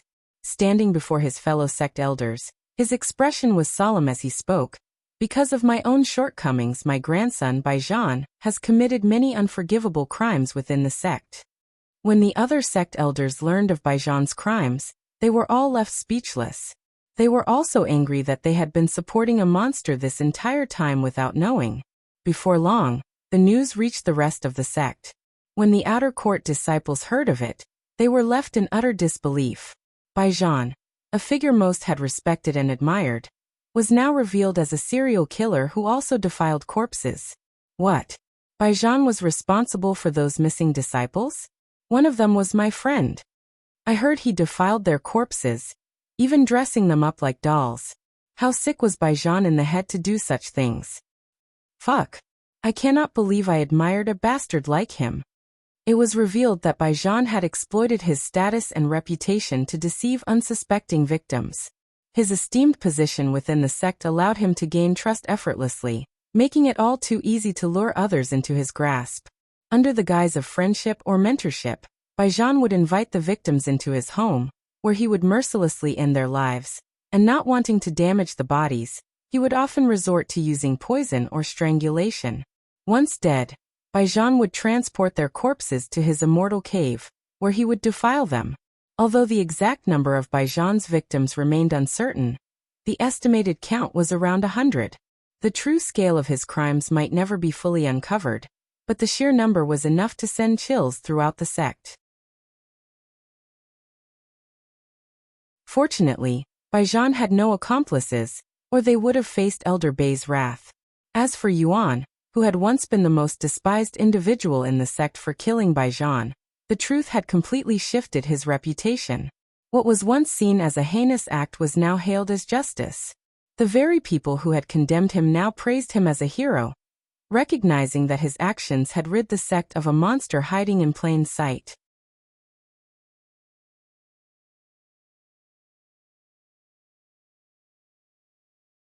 Chapter 1890 Heaven Refining Crystals Result.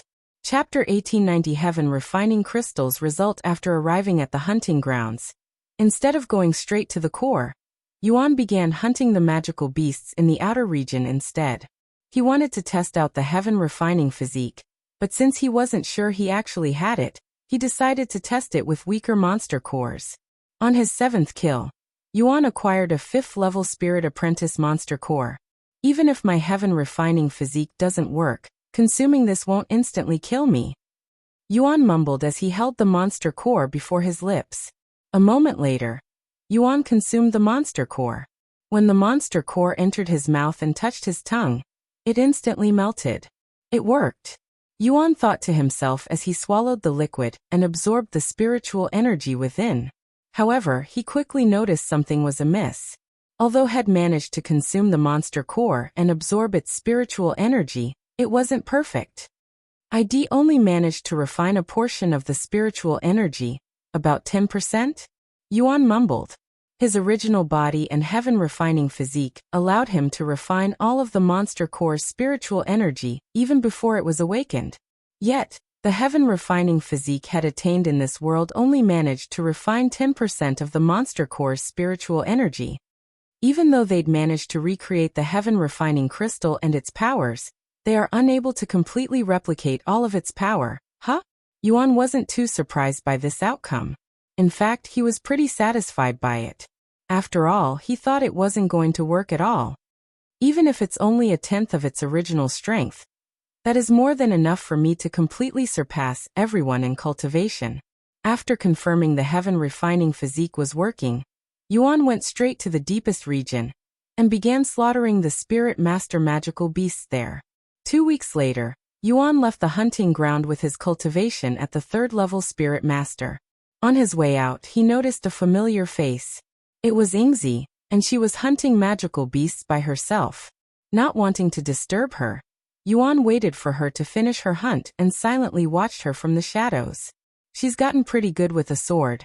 Although Yingzi was not at the level of a sword master, she managed to reach a respectable level of sword mastery by herself. Once Yingzi finished her hunt, Yuan approached her. Yingzi. Yuan. Yingzi's expression remained calm when she saw Yuan, but her eyes were noticeably brighter than before. Did you forget? I'm Xiaoyang right now. Yuan corrected her. Oh right. When did you finish your punishment? She asked. 2 weeks ago. I heard you only arrived at the Immortal Monastery recently, but you're already at the 1st level of Spirit Warrior. Did you stay at the Bamboo Garden until you reached Spirit Warrior?